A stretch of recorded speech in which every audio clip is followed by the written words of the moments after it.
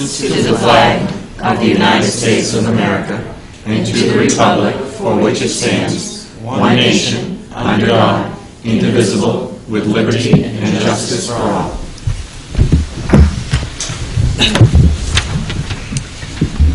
I'd like to review our mission. Our mission is to prepare and support all students within a culture of excellence to do their best and to be their best so that each can be a successful, contributing citizen able to adapt to change and to successfully respond to the future. So our first agenda item is public participation, and I can see that we have some tonight. So I will just review our public participation policy. The public is cordially invited to attend and participate in board meetings as provided in the RSU 16 public participation policy. The chair will be responsible for recognizing all speakers who must identify themselves as they begin to speak. No complaints or allegations will be allowed concerning any person employed by RSU 16. All speakers are to address the chair. Members of the board and superintendent may ask questions which must be addressed through the chair. It is the intent of this policy to allow fair and adequate opportunity for the public to be heard while ensuring that the time allowed does not interfere with the fulfillment of the agenda. So I'm aware that Greg Landry is here. If Mr. Landry, if you could, let's see, maybe pull that microphone down by Libby. Mr. Landry would like to speak to us in terms of the co-curricular eligibility policy, which was included with your packet. So, welcome. Thank you very much. I'd like to begin by thanking Tina for helping create this opportunity for me to speak with you, and you, ladies and gentlemen of the board, for your time. My name is Greg Landry, and I have 2 children currently enrolled in RSU 16. I myself was a student of Minot Consolidated School many years ago. After graduating high school, I set out to find fame, fortune, and a family, and returned about 3 years ago with a family. I'd like to say that I'm more than impressed with the quality of care and education that my children have been receiving here. They definitely have blossomed in the short time that they've been here, and I think that other schools would do well to follow the example set. I'd like to take just a moment to sort of share the catalyst or the stimulus for my coming in this evening. My middle school son recently participated in the high school performance Pippin. Shortly thereafter, we attended an informational meeting for students that are coming into the high school, at which point he realized that the high school co-students that he was participating with were receiving credit for the work that they put in the play. And obviously he turned to me immediately and said, well, Dad, do I get credit? So asking around a little bit, we came to the realization that the answer to that question was no, you cannot, primarily because you're not a high school student. And that's simply RSU policy. So we done some consideration in the fact, and since that time I've spoken with a few parents and educators, and I can't help but realize or believe that perhaps we might be missing an opportunity that may not be terribly difficult to take advantage of. I'd like to pose the following question.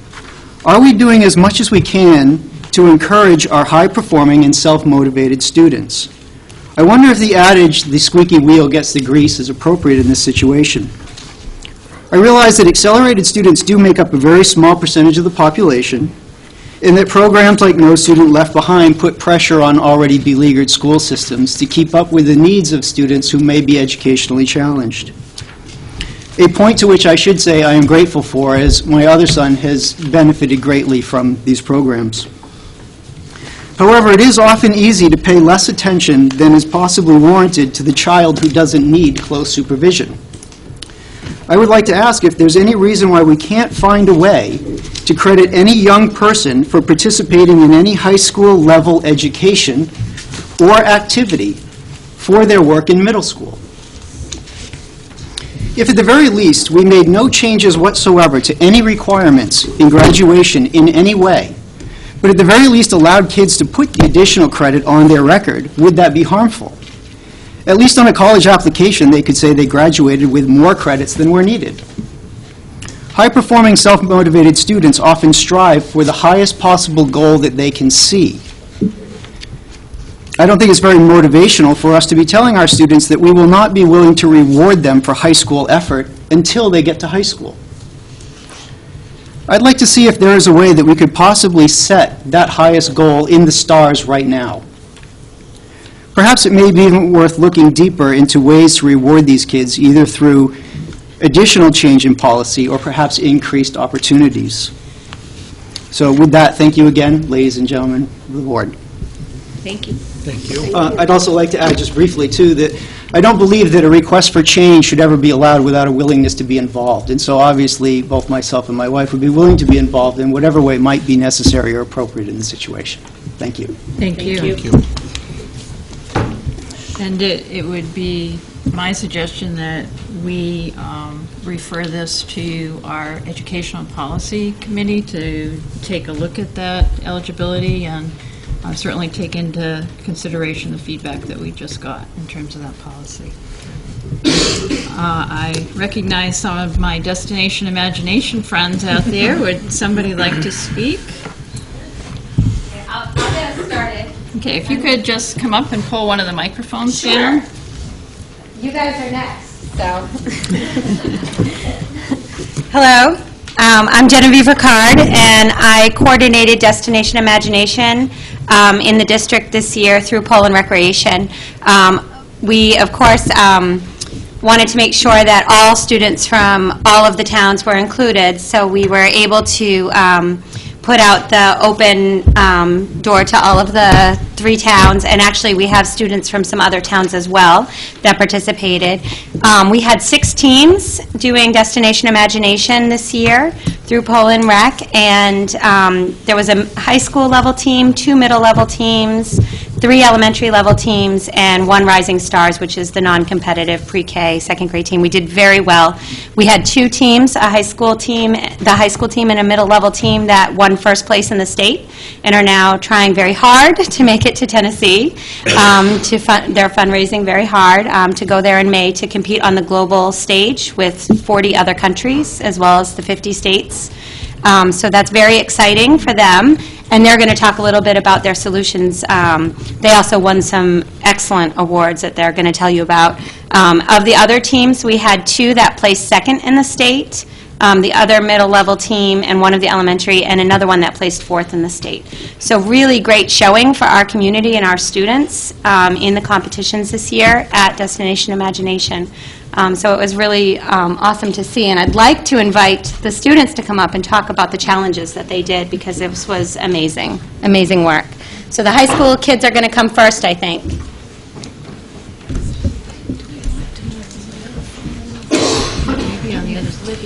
Maybe Libby, if you want to move down, and we can move it down there, and then they might have a little easier access to it. Thank you, Libby.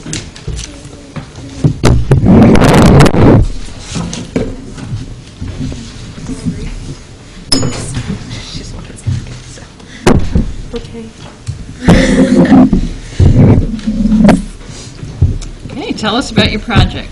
Okay, so we chose our category fairy tales, and we had to have a phobia, and she had to like conquer her phobia within the whole 8-minute skit, and it had to incorporate an illusion and 2 art pieces and like a side trip, which is like just another creative bonus part of our play. So our skit revolved around cyberbullying and how like you think you're getting bullied by others, but also you can be bullying others at the same time, but you think you're not. And so she realizes that by being afraid of bullies and stuff, and like I don't know how deep can I go into it. Okay, so like she goes into the internet wanting to get away from the real world because of like the bullies in the real world. So she goes on the internet and she finds somebody that also retreated into the internet because she was bullied by the main character. So she realizes that in turn we all have a little bit of bullying, and but we can stop it. So we should watch what we say to people, because It can Yeah. hurt. Words can hurt.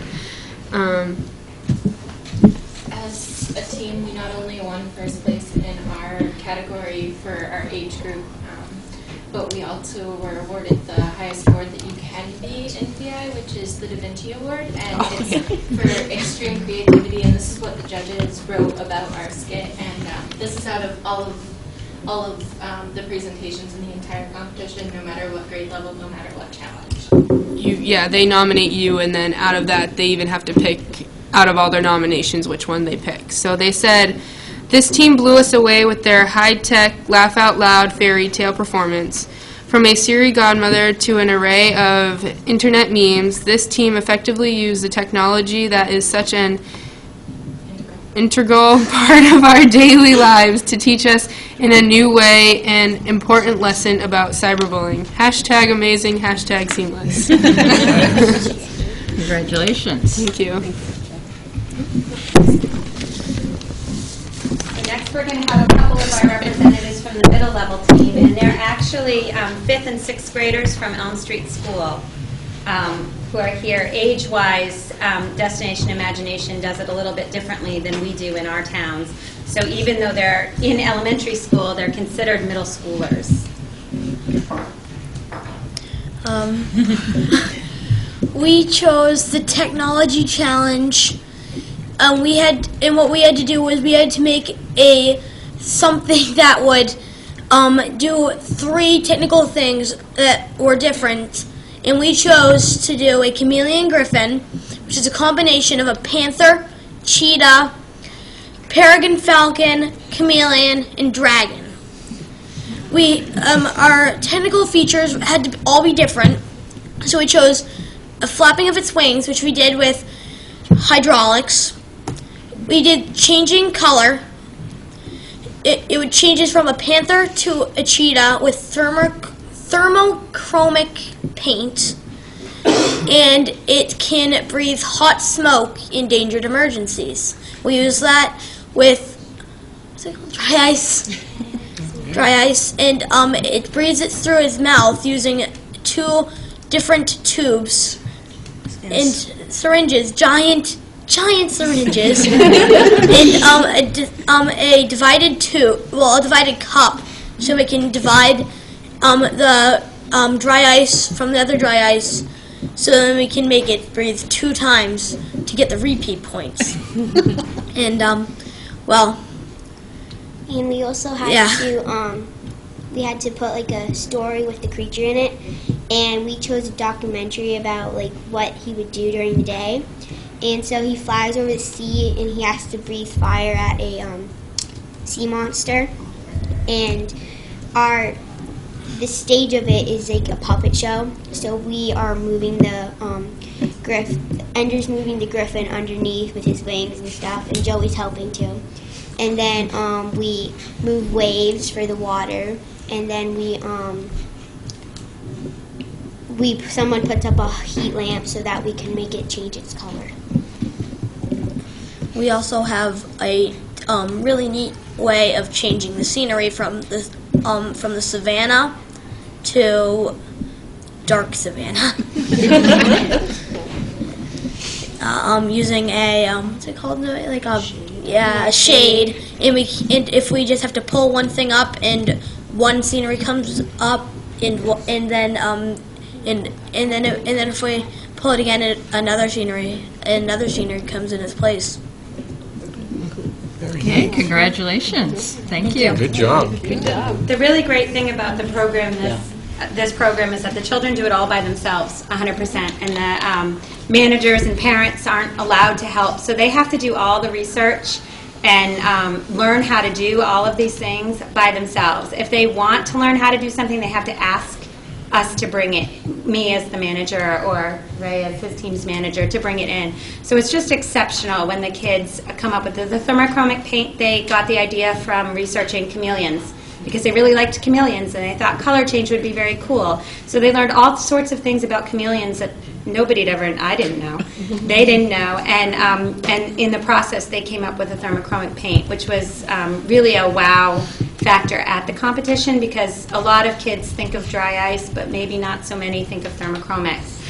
So that was really fantastic. And it was also really great because a lot of the teams were mixed groups. This team was not. This team was all Elm Street school students. We had a lot of teams that were mixed from, we had a Minot teacher coaching kids from Poland and Elm Street. So it was really great to have all of the kids interacting and meeting new people and working on new ideas with new people. And that's the greatest part of the program, is the teamwork with new people, sharing your ideas and building your ideas. And these kids really did a fantastic job of that, as is evident from the fact that they're all first place winners and working hard for Tennessee. So thank you. Thank you. Thank you. And actually, we did want to recognize them, and we're part of our recognitions tonight, so I will go ahead and read that. We wanted to recognize the middle level students going to Tennessee for the Technical Challenge Creature Feature, and all of those students are from Elm Street. That was Enda Ricard, Joey Levesque, Emily Bonegg, Alyssa McNally, Lily Cothard, and Hayla Haggett. And then high school level students going to Tennessee for Fine Arts Challenge, and that was Bethany Levesque, Gabby Smith, Whitney Frost, Spencer Robinson. So congratulations. Nice job.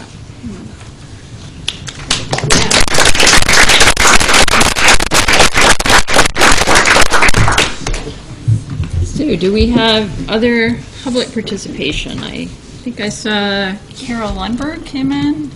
Is Carol here? And Carol had also sent us a letter which was included in our packet under communications, but she wanted to speak to us under our public participation portion. So, Carol? Okay. Hi, I'm Carol Lundberg. I work at Elm Street School. I believe you all got a packet from me, and I wondered if you have any questions. Nobody wrote back to me. And we will be talking about what Carol was addressing in terms of the proposal in terms of guidance, and that will be, Tina will talk about that during our budget. So if you have any questions that you have for Carol, you can, I can address those with her if you want to. Or we can just wait until Tina gets to that portion during her budget presentation.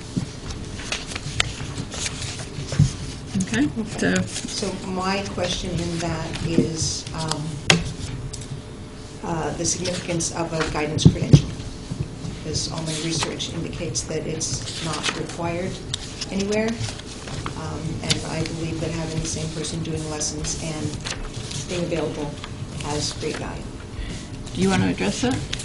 So we do have several social work positions that work at both Elm Street and Mechanic Falls. They're all part-time positions, and what I have shared with folks is they are welcome to apply for the guidance position if we have that. And I can't hire anybody that doesn't have the guidance credentials, so if they are the same thing, it will be really easy for them to go to the state. They just have to request that their records be reviewed, and what the state does is they review the records and they'll say, yes, you can do this job, or you can do this job, but there are conditions, so they'll say, yeah, you've got to take this one class, or you have to take this test. So I don't know how close the two positions are as far as the requirements. The state has to do the certification, and I'm not allowed to hire anybody that doesn't have the certification that the state says they have to have. So again, if it's close, they may just say, yes, you're a social worker, you can get full certification to be a guidance counselor, or not, but that's not my understanding that they're the same thing. They don't.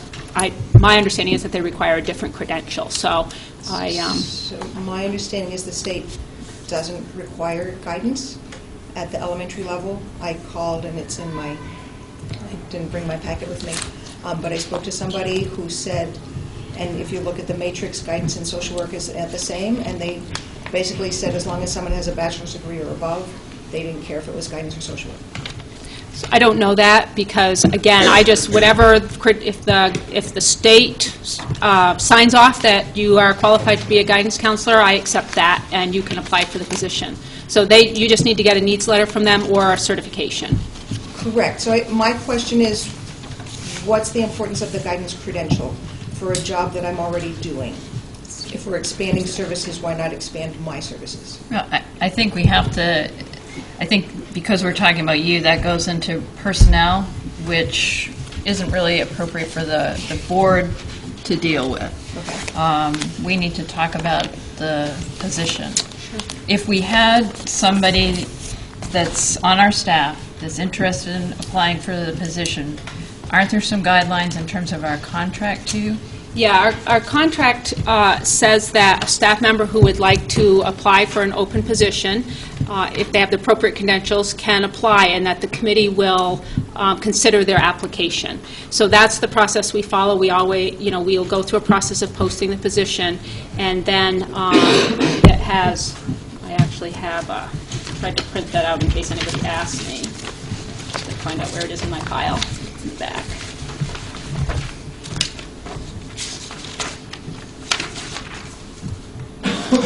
So it says that teacher who desire a change in grade or subject assignment may submit a letter of request to the superintendent within the deadline of the posted vacancy. Teachers who possess the qualifications for a position shall be considered by the interviewing team. And the other piece of that is, I think there was one other section. The other thing that has come up is about our impact areas. Do we consider a social work and a guidance the same? We don't. They're in two separate impact areas. So a guidance counselor can't replace a social worker, and a social worker can't replace a guidance as far as a reduction in force goes. So they are considered separate categories in our contract.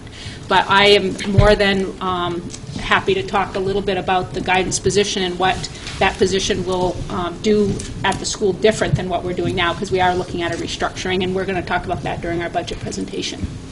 Okay. Thank you. Thank you, Carol. Is there anybody else here under public participation? Okay, we're going to move on to some more recognitions and acknowledgments. It's nice to have so many. Congratulations to Whitney Frost, who is the Optimist Club Student of the Month, and she is a senior here at Poland Regional High School. And congratulations to all our main History Day participants, and the following students qualified to compete at the National History Day competition in Washington, D.C. For individual documentary, first place was Colin Markey Booton. Individual website, and that was a first place for Wayna Nawas. Group performances, a second place, Twilight Smart Benson and Haley Davis. In group exhibit, a second place to Josh Powers and Bradley Downing. And I also saw as part of Sean's report was that Erica Swenson was Maine History Day Teacher of the Year and is a candidate for a national award there, so there's plenty to celebrate there too. So congratulations to each of them. And I participated in the History Day here, and it definitely is a very positive experience and one in which we have a lot to celebrate. Our students did very well. So thank you. We can move on to agenda adjustments. There aren't any adjustments. We just have a very full agenda tonight, so we'll try to keep that moving, and our budget discussion will require some time when we get to that. We do have a presentation, the MPA Unified Sportsman Award. We're going to celebrate that and a presentation of our unified team. And Mr. King? Hi there. Hi. Just waiting for the projector to come up. I'd like to show you some of our photos that we... I'm working on it. Okay. Well, while that's coming on, I'd like to invite Danielle Hunt and Joe Fawcett up as well. I recognize that my name is on the agenda. However, these are the two folks that did all the work with our unified basketball team. And what I'd like to do, as soon as we get the projector going, is just... No problem. I know we talked a little bit about unified basketball before so that we could get approval to do this. There ended up being 17 schools that participated in the unified basketball season. I want to say, and correct me, Joe, if I'm wrong, for 5 years there's been a unified basketball tournament the first week in April. And it's been a one-day event. And this year, the Special Olympics of Maine, along with the MPA, offered a season. So we played a season of 7 games, and we had 14 students participate. Right, Libby? Yes. Yes. And it was just a fantastic experience. And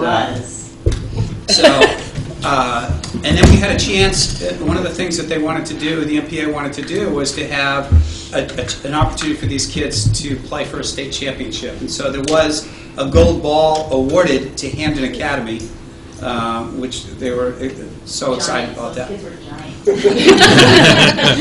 And by all accounts, Ian Frank is a person that deserves a lot of credit for this. He's the person with Special Olympics of Maine that really had the vision to bring this forward. And oh, it's coming.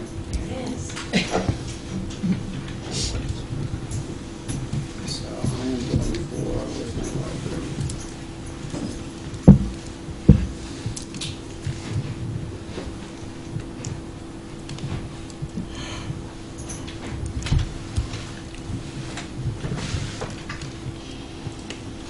Okay, if you give me about 3 minutes of watching some photos. These are pictures of our kids in action. And so I didn't put any music to it. But you'll get a chance to see the kids that were involved and some of the things that they did, I think. Why aren't we going? It's not me. No, this one's me.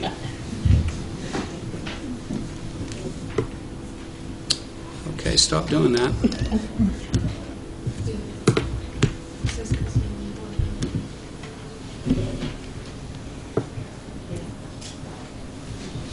Yes.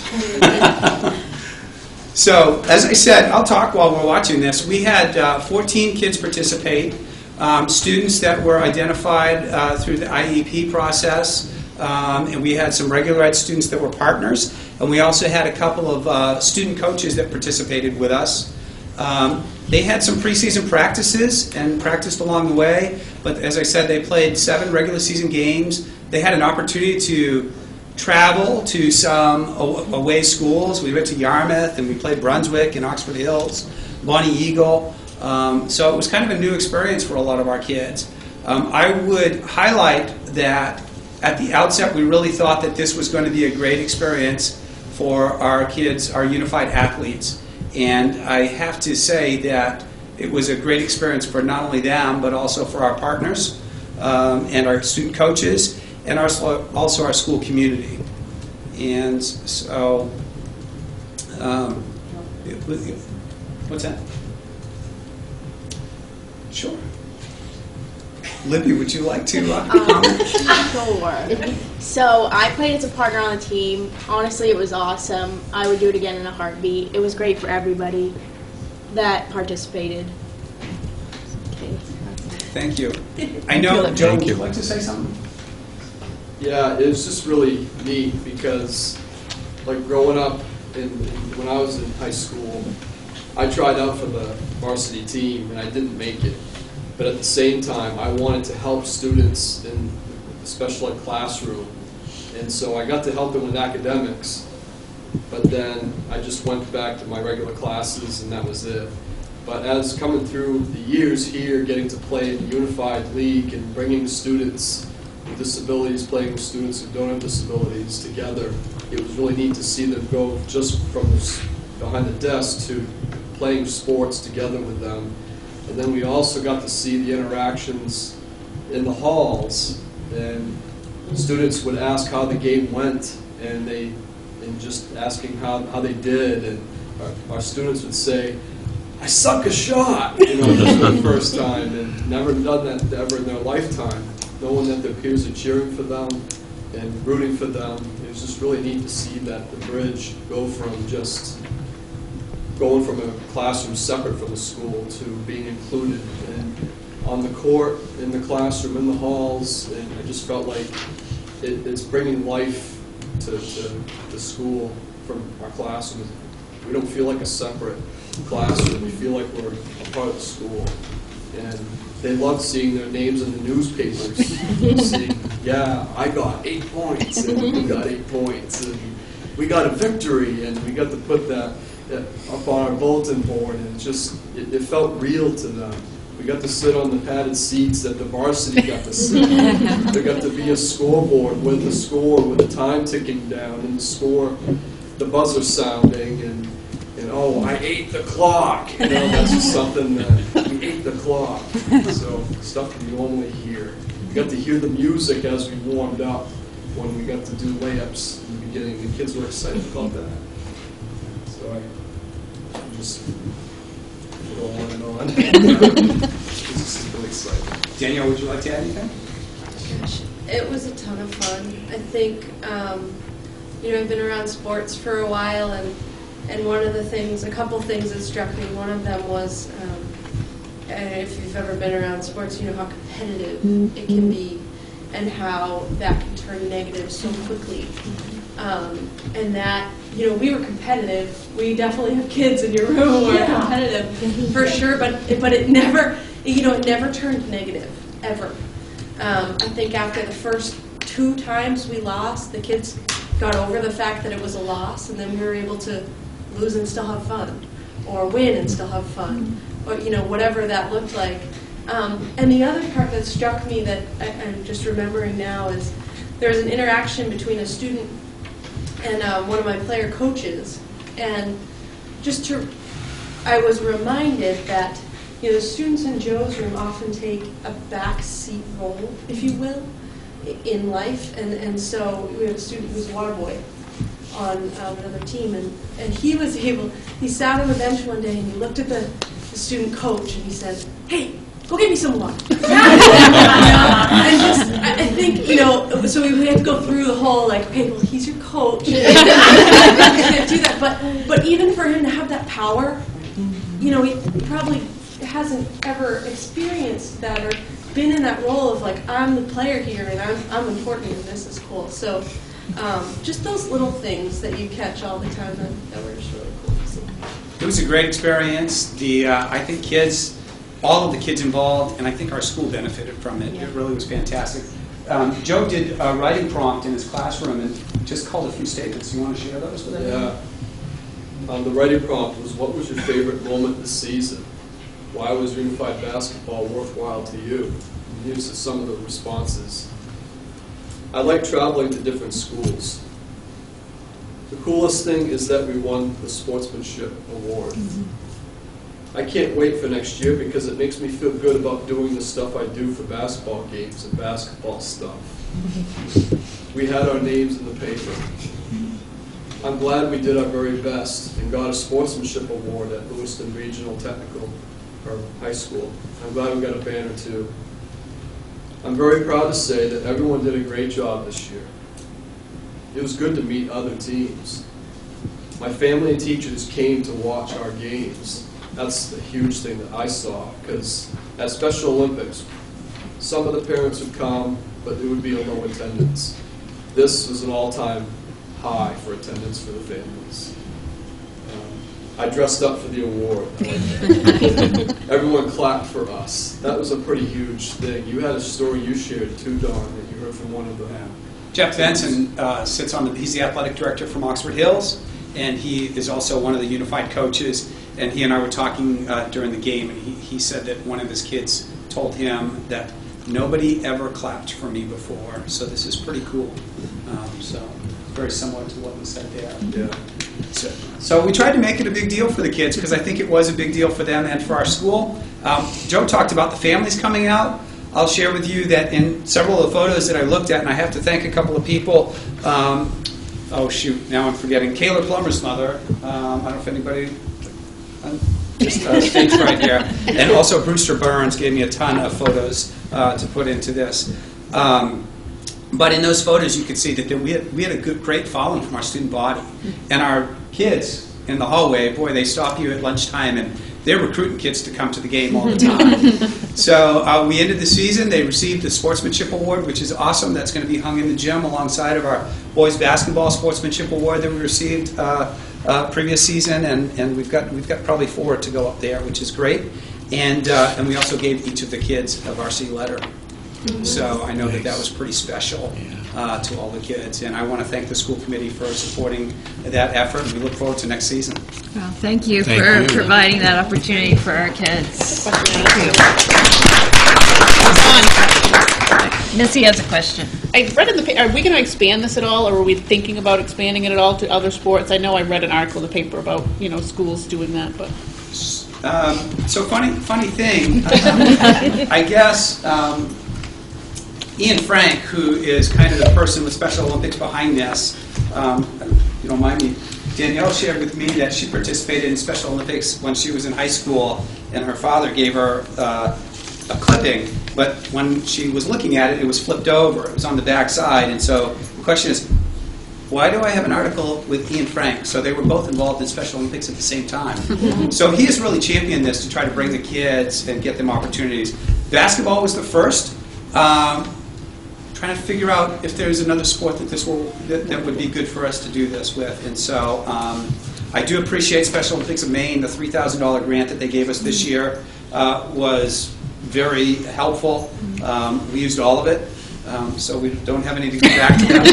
And it will make that same grant available next year for us as well. So you can bet that we'll apply for that and participate in another year. So yes, I think they are looking at other sports. Maybe soccer, maybe, that's just, I think they're bantering that about right now. So did I give you a chance to talk to you now? Yeah. Because they really did all the work. And we appreciate it. Thank you. Thank you. We could act on our minutes, approve the regular minutes from 3/9/15. So moved to approve. Motion from Steve, a second from Annette. We have some discussion or questions about those? Steve? Oh, God. I want to know who Scott Holbrook is. I will talk to Lauren about that. Did you catch it? I did not catch it. I didn't either. But I will correct it. How's that sound? And Because we know Kim, Steve. Maybe he was did you capture that? That's already enough spots. Any other questions? Or? Well, I just did it to catch my eye. So I read it. Thank you. Okay. All those in favor? Anyone opposed? Anybody abstaining? I wasn't here. Okay. Mariella is abstaining.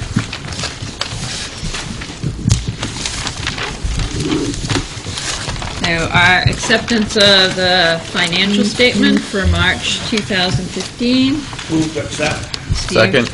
And second from Jack. Any questions? I'm sure Tina has some things she'd like to update us on. Just wanted to give you an update on the special ed education costs. We've talked about that a few times, and we've done a little calculation from here to the end of the year, and we're looking pretty good with the freeze that we've had. Right now, if we take all of the money left in the special ed lines, we have $369,000 left. And when you take out the rest of the salaries for the year and, costs that we know we have, our out-of-district costs, our contracted services, the total that we need to have is $381. So that leaves us with about $11,000 deficit. So we won't stay within our lines at the special ed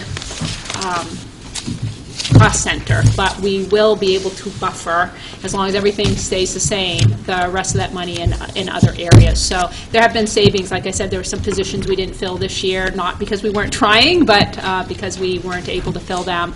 And then, of course, just freezing the lines and making sure there was no additional or, non-required spending has allowed us to look pretty good going forward. There won't be a lot left over in our budget. As you can see, we're about 3.31 in a lot of the school budgets. We should be about 0.25, so that's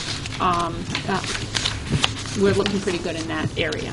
And there's really no other things that have changed since the last time I reviewed the financials, so thought we could save most of the time for the new presentation of the 16 budget, unless you have questions for me.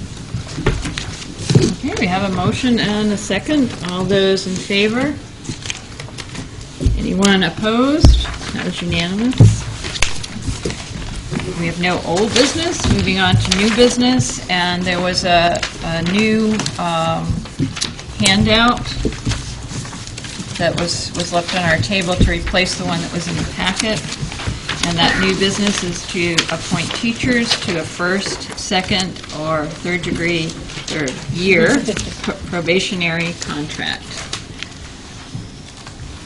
Do we have a motion? So moved as presented. Second. And second by Ed. And Tina, would you want to give us a little explanation of that? Sure. We have 41 teachers who are in their probationary years. And when recently it used to be that they had a 2-year probationary period, now it's a 3-year probationary period. So this is just showing which staff members will go from their first year and have been approved to or recommended to go forward to their second year, again, second year to third year, and then third year moving to a continuing contract. Anybody have any questions for Tina on that? Okay, we have a motion and a second. All those in favor? Anyone opposed? That was unanimous. And there was also a new handout of the school calendar, which I think the only change on that was next year's graduation date. It did say June 12th. Now it says June 11th on this copy. Do we have a motion to approve that school calendar? So moved. From Ed. Do we have a second? Second. And second from, who did I hear over here? Julie? Okay. Any questions for Tina? Anything you want to add to that? We do have a few changes to the calendar compared to the past. We had to be in alignment with LRTC. We've talked about that as a region. So we now have 3 of our workshop days before school starts. Because we have more than the 5 that most schools have. We had to have one other one before school starts. One of the other changes is as Mary was saying, is the graduation day. We have been graduating on Sunday at 4, and Carrie Med made the recommendation that we switch it to Saturday. If you look at the date, if we have no snow days, we're supposed to be done school on the 10th. We will likely have snow days, but in the event that we don't, it would be hard to have seniors waiting for 2 more days to graduate. So we thought Saturday might be a better choice given the day that graduation is, given the final day without snow days. And the other thing that this helps with is when we have it on Sunday, we have a lot of parents who support Project Graduation and are up all night, and then of course the next day is a work day, so they either go to work after being awake all night or they don't go to work. So this kind of gives a buffer day in between Project Graduation and then the start of the work week. So we also liked that part of having it on a late Friday afternoon, Saturday afternoon. So we have more workshop days than other schools? Because we have 2 student-led conference days. Okay. We have our 5 workshop days, which is required professional development days, which are required through the Department of Education. But we also have our student-led conference days, so that makes us have 7 days when we aren't in school in a regular for a regular day. So that's why we have 7. Okay. Thank you.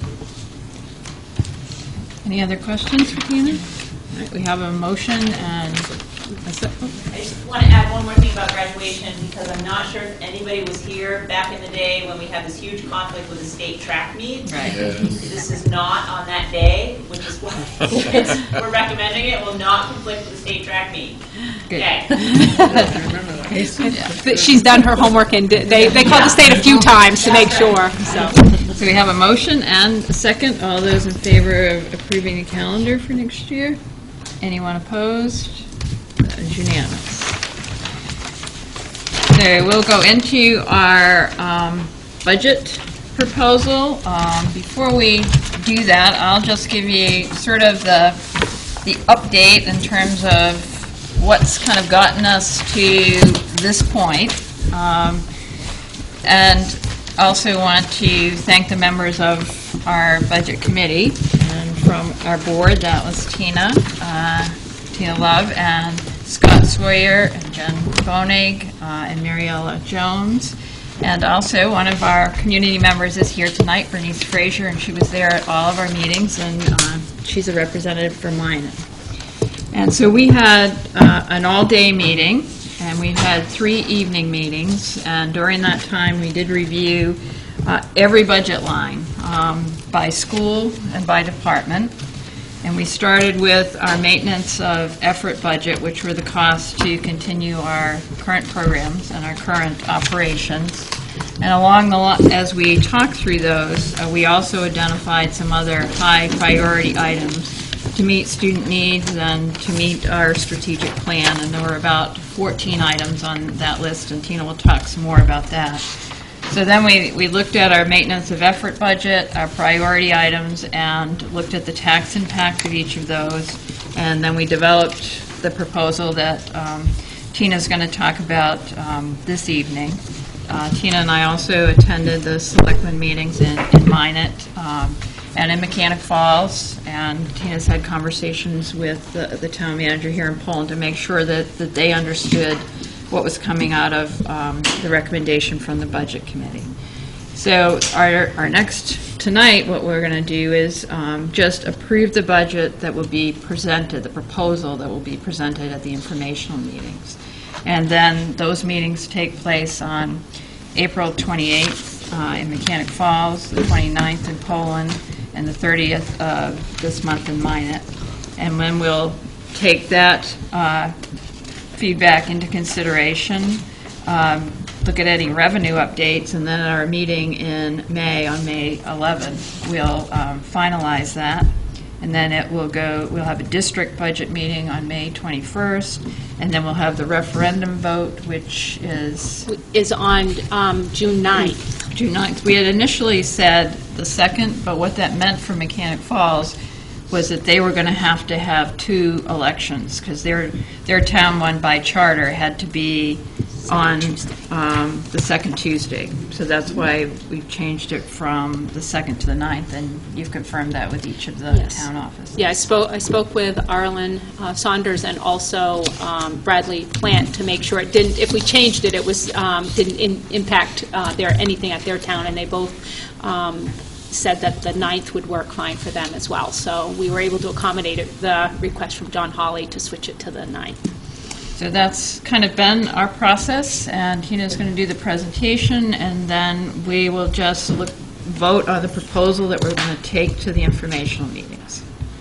So we have some documents to share with you, and just if everybody would take one of these. There's 3 documents coming around.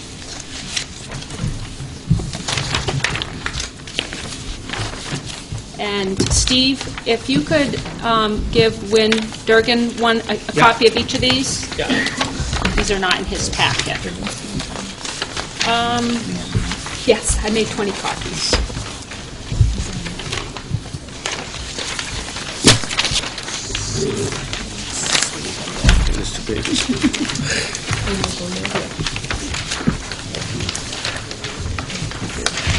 So you should have a sheet that basically has our budget goals and some information. You should have the cost share sheet. You don't have enough either. I made 20 copies. Which one is that? The double one. This one? Okay. So one. Oh, I was going to say, I made 20 copies, so they're there somewhere. Somebody need one? I got an extra. Okay. There we go. We good? Good, Hey. thank you. Does Wynn have an extra of that? Yeah, he's good. Yeah, that is. You need, Bernice, do you want one? Could you make it any smaller? I will. Which one are you looking at? The cost share sheet? Yeah, that's the best I can get, but I will read it. I will read it so that I'll read the important information to you. Yes, you will also, if you look in your packet, the full budget is in there, and I made, well, being Lauren, made it larger so you could read it well. Good girl. This is the full budget with every department included. And that was the one that was on the table tonight. Yes.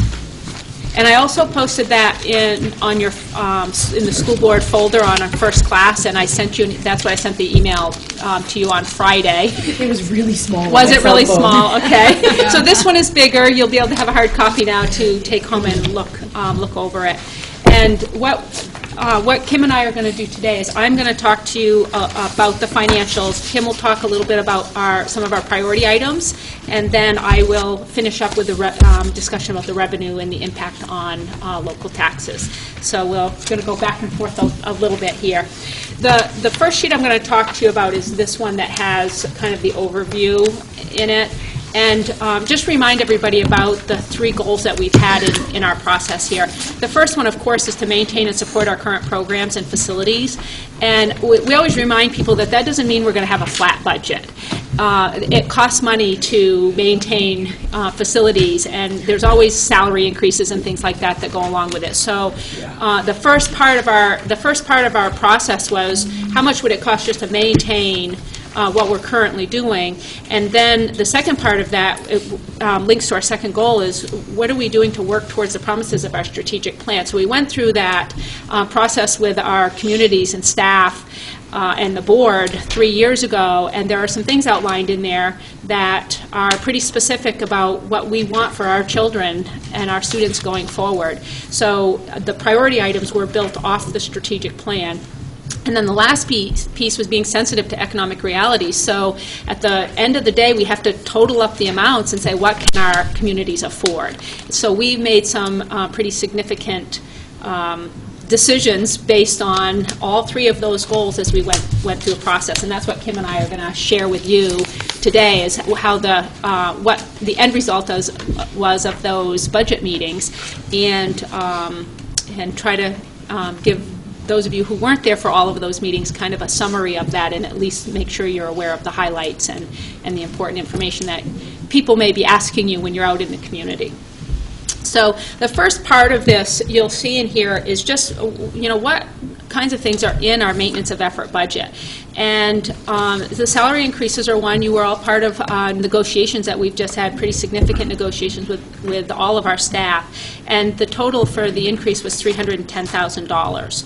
One of the things that I did with the committee was I shared what our salary comparison is with the state and region, and I sent that chart around for you, because there's always questions when you have salary raises $310,000 sounds like a lot of money, and how do our salaries compare to others? So this chart shows how they compare to others, and you can see as you look down through this chart that the salary raises we give will close that gap a little bit, but we still have a significant gap between the salaries that our teachers have and the salaries for the region. You'll look at average base salary for a bachelor's degree. The state average is $32,615. Ours is $31,500. So we're just a little over $1,000 off that. If you go to a master's degree or higher, the increase is quite a lot more dramatic, because we don't give big differences for higher credentials for education. So the increase goes up to $2,500 below the state average, and then if they have a CAS or doctorate, they're $7,600 below the state average. The one place that we're doing quite well compared to the state average is our teachers with the most experience who have a bachelor's degree. So you can see that about 3/4 of the way down. The state average is $55,000, and ours is close to $57,000. So we're just a little, there's almost a $2,000 difference for our most veteran teachers. And then again, it drops below that if you've got a degree that's higher than a bachelor's. The other question that's come up quite frequently when I'm having discussions in the community or with budget committee members is that insurance is expensive. And it is. And so I wanted to find out what the average contribution was for insurance and how do we compare to that. And you can see on this sheet the average contribution to insurance at the state level is $16,000, and we're just over $11,000. So that doesn't mean we have a less quality benefit package, but what it probably means is we have more staff members taking a single plan compared to adult with child or 2 adults. Our current contract does say that a spouse can't be on our insurance unless they cannot get benefits from their own employer. So again, that reduces how many, 2 adults are probably on our plan. And you can see it's quite a bit less than what the contributions are as a statewide average. So I share this. I'm going to post this on our website so that people who have questions about our salaries have a place to look to see that. It was a big goal of the school board to try to close the gap and make sure we have competitive salaries, and I think we're doing that with the increases we have in this 3-year contract that we've just negotiated. But we're still, we don't have extravagant salaries, that's for sure. Do we have a lot of people with doctorates? We do not have a lot of people with doctorates. I don't know how many. I know we have, we probably have 4 or 5 with CASs, which is an advanced degree, but I don't know if we have any teachers that have doctorates. I can't think of any that do. There's not that many that are. No, and that's, a lot of schools don't offer, big raises for a doctorate for that reason. Thank you. So the other information that I've shared here is salary insurance increases. We had put in 5% initially. We got our numbers back at 2.43%, so we were able to take out some of the increase that we had initially had in there, and so our insurance is going to go up about $65,000 for next year. And that's not bad. We've had a 3%, a 0, and a 2.3%, so we're feeling pretty good about those numbers. We have relatively healthy staff, and that it benefits the district. We've, as you know, we've talked about this before, but we have to bid for liability insurance this year, so we've budgeted for a 10% increase. We have no idea what that number is, and we won't know before the budget goes forward to the community. So it will stay in there, and hopefully it's not a lot more than that. And What is our liability cost right now? Roughly. I don't know. I would have to look, and I would be glad to do that and get back to you with that information. Snow plowing costs, we've also talked about this as a board. We haven't been properly budgeting for snow plowing, and so in our cost, in our maintenance of effort budget, we have $50,000 to contract, that's the quote, to contract the high school out to, for plowing, and then we have $10,000 for in the salary line that will pay our staff to plow the elementary schools. I am working with our town managers to see if they will plow the elementary schools, and if they do, we will plow the high school, and there could be a good savings there. Both Poland and Mechanic Falls have spoken quite positively about that. They're working on quotes. They're trying to, we're coordinating that effort to see if they want to make sure they're quoting similar prices for similar services. So they'll be working on their quotes in isolation, and then we'll all get together and they'll compare quotes and make sure they're comparable in their requests. But John Hawley was sharing that it makes sense because they can do it at cost, whereas if we go out to a private company, they're going to be making a profit on this. So we don't know yet how that's going to turn out, but we're still working on it, and of course we have until next winter to figure it out. So and the difference in Minot was that they didn't really have the capacity to do it because they are already contracting out some of their plowing. So it was a capacity issue. I've got my boots. Yes. So we have, and that's one of the things we've told all of the managers is that this is taxpayer money, and as cheap as we can do this, we want to, but we know they also have their own roads and their own parking lots and things to plow. So if they can't do it, we will contract out and get the plowing done in the most economical way possible. Yes, Tina? Can I ask a question? So I thought we initially talked about not having staff do the plowing, but it sounds like we're now talking about them doing some of the plowing. So maybe I misunderstood in the beginning, but I thought you kind of wanted to separate that. So what I don't want is staff that are working all day to also be working all night and all weekends and having to pay that time and a half for staff. So what we will do is we'll need to work, what our goal in the salary line here is, if we have staff working all night, we would have subs working for them during the day. This year, the problem was we didn't have the money for the subs, we didn't have the subs on staff, and so we had employees working all night and then coming to work all day, and they weren't getting any compensation because they were salaried. We're not going to do that anymore.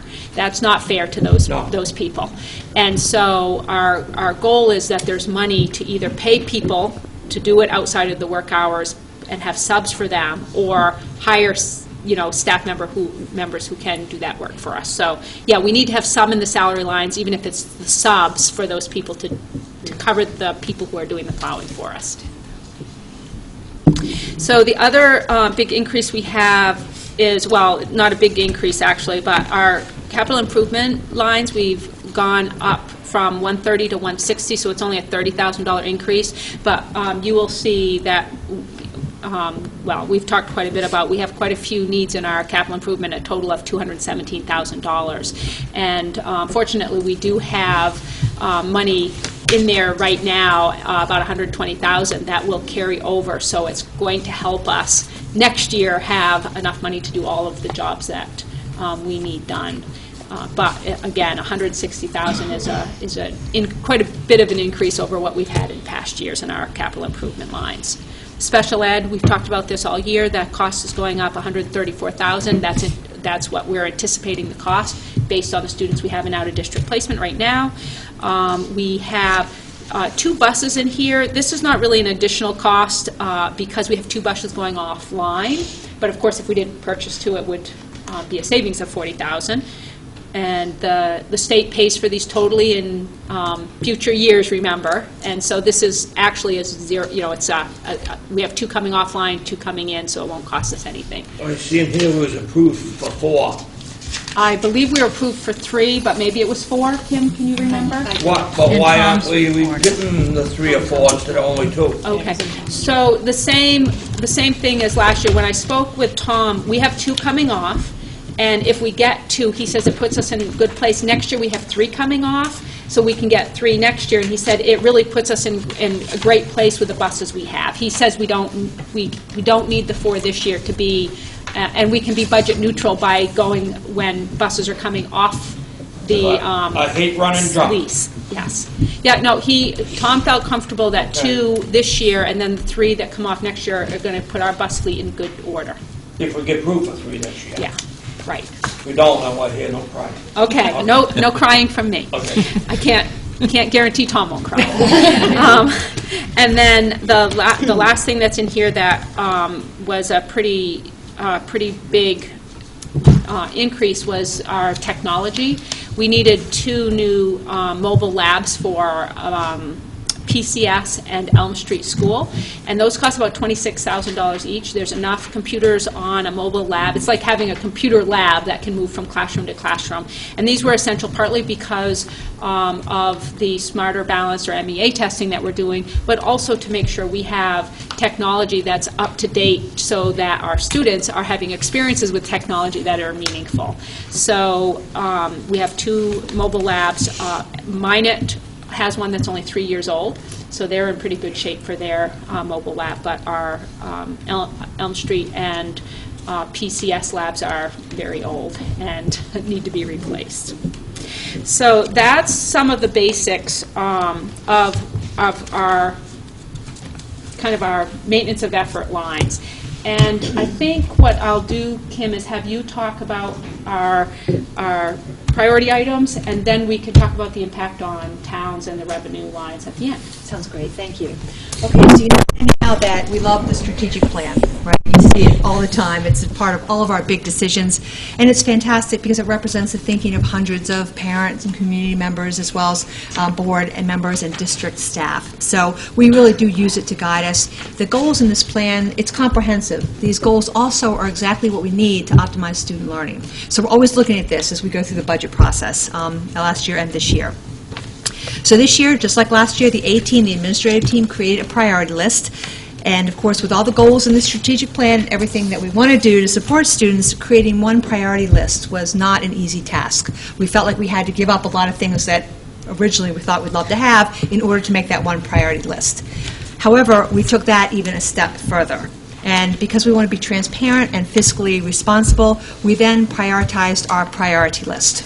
So we had the one list of things that are imperative that we feel like we can't do without, and we put that into 3 tiers. The first tier was represented those things that we absolutely have to have because they would have the greatest positive impact on student learning. The second tier, the same, but maybe just slightly less. And the third tier, the same, but maybe just slightly less. So in other words, we had a list, and we took that down to tiers. The Budget Committee has asked us to bring to the full board a budget that includes only that first tier of our priority list, and that's what I'm going to talk about now. So, as you see on this piece of paper, the things that were in the top tier include the business manager, a K-6 math program, guidance counselor, field hockey coach, and 9th grade science materials. And at this point, I didn't know if Mary was going to talk about the business manager. Yep, I'd be Yes, happy that'd be to do great. that. Okay, thank you. We have, as part of this proposal, the business manager, and if you'll remember, we did do some research. We looked at districts that had about the same number of students as we do, districts that were geographically close to us, and out of those 11 districts, all of them have either all of them have a superintendent, and then they have either assistant superintendent or a curriculum coordinator. All of them have a business manager. So for towns, for districts similar to ours, they all have a district a business manager. So then we looked at what are the things that we would want from a business manager, and if you look at this document that was passed out, is that we would like somebody that could look at finances, and we'd also like somebody that could deal with facilities. This was in the packet that Lauren gave you. Okay. Yep. Somebody that could also deal with facilities, food service, transportation, do some of the management of human resources, and construction projects. And if you look at the other side, it talks about what the superintendent's role is. And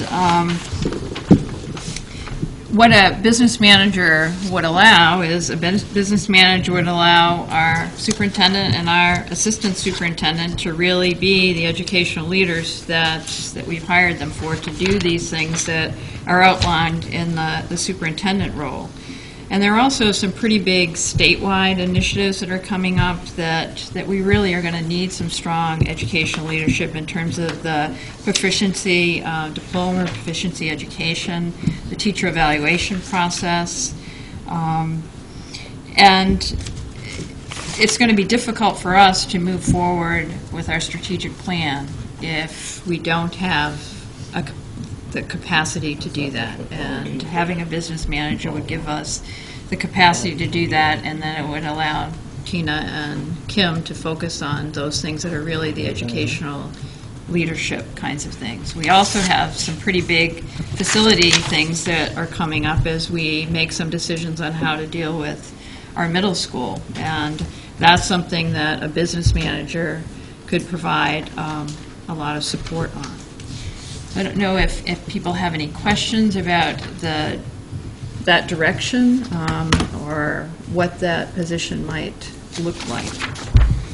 We also looked at what was the average for a district business manager, and the salary range was somewhere between $69,000 and $95,000.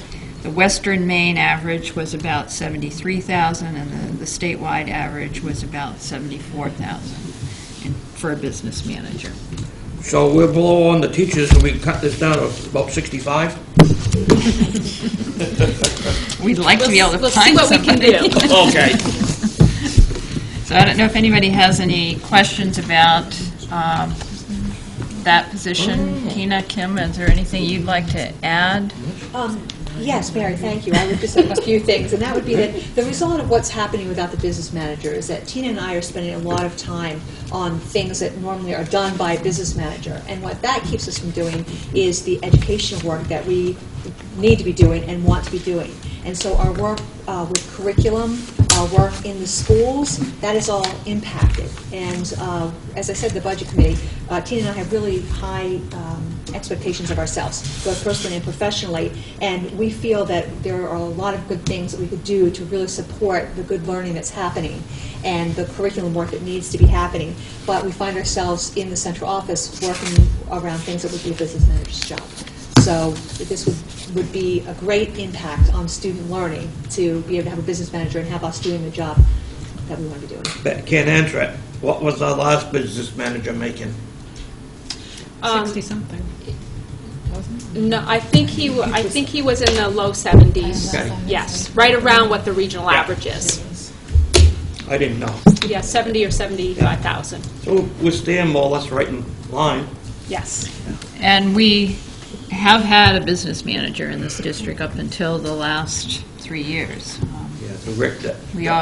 And before that, we always had a business manager. We had Dapper Dan. Do you remember? Yeah. I'm trying to think of a clever Kim name, but I think I'm going fast. Okay. All right, Why don't we, I'll be blunt, I think we need one because them ladies are working way too many hours and we're going to burn them to death. Well, I think that neither of them are people that are going to be satisfied with the status quo. And it's going to be difficult for them to move our district in the direction that we'd like to see it go, and also the direction that they'd like to see it go, without some additional supports.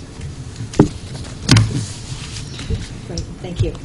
Okay, next thing that is in our current budget from the Budget Committee would be the K-6 math program.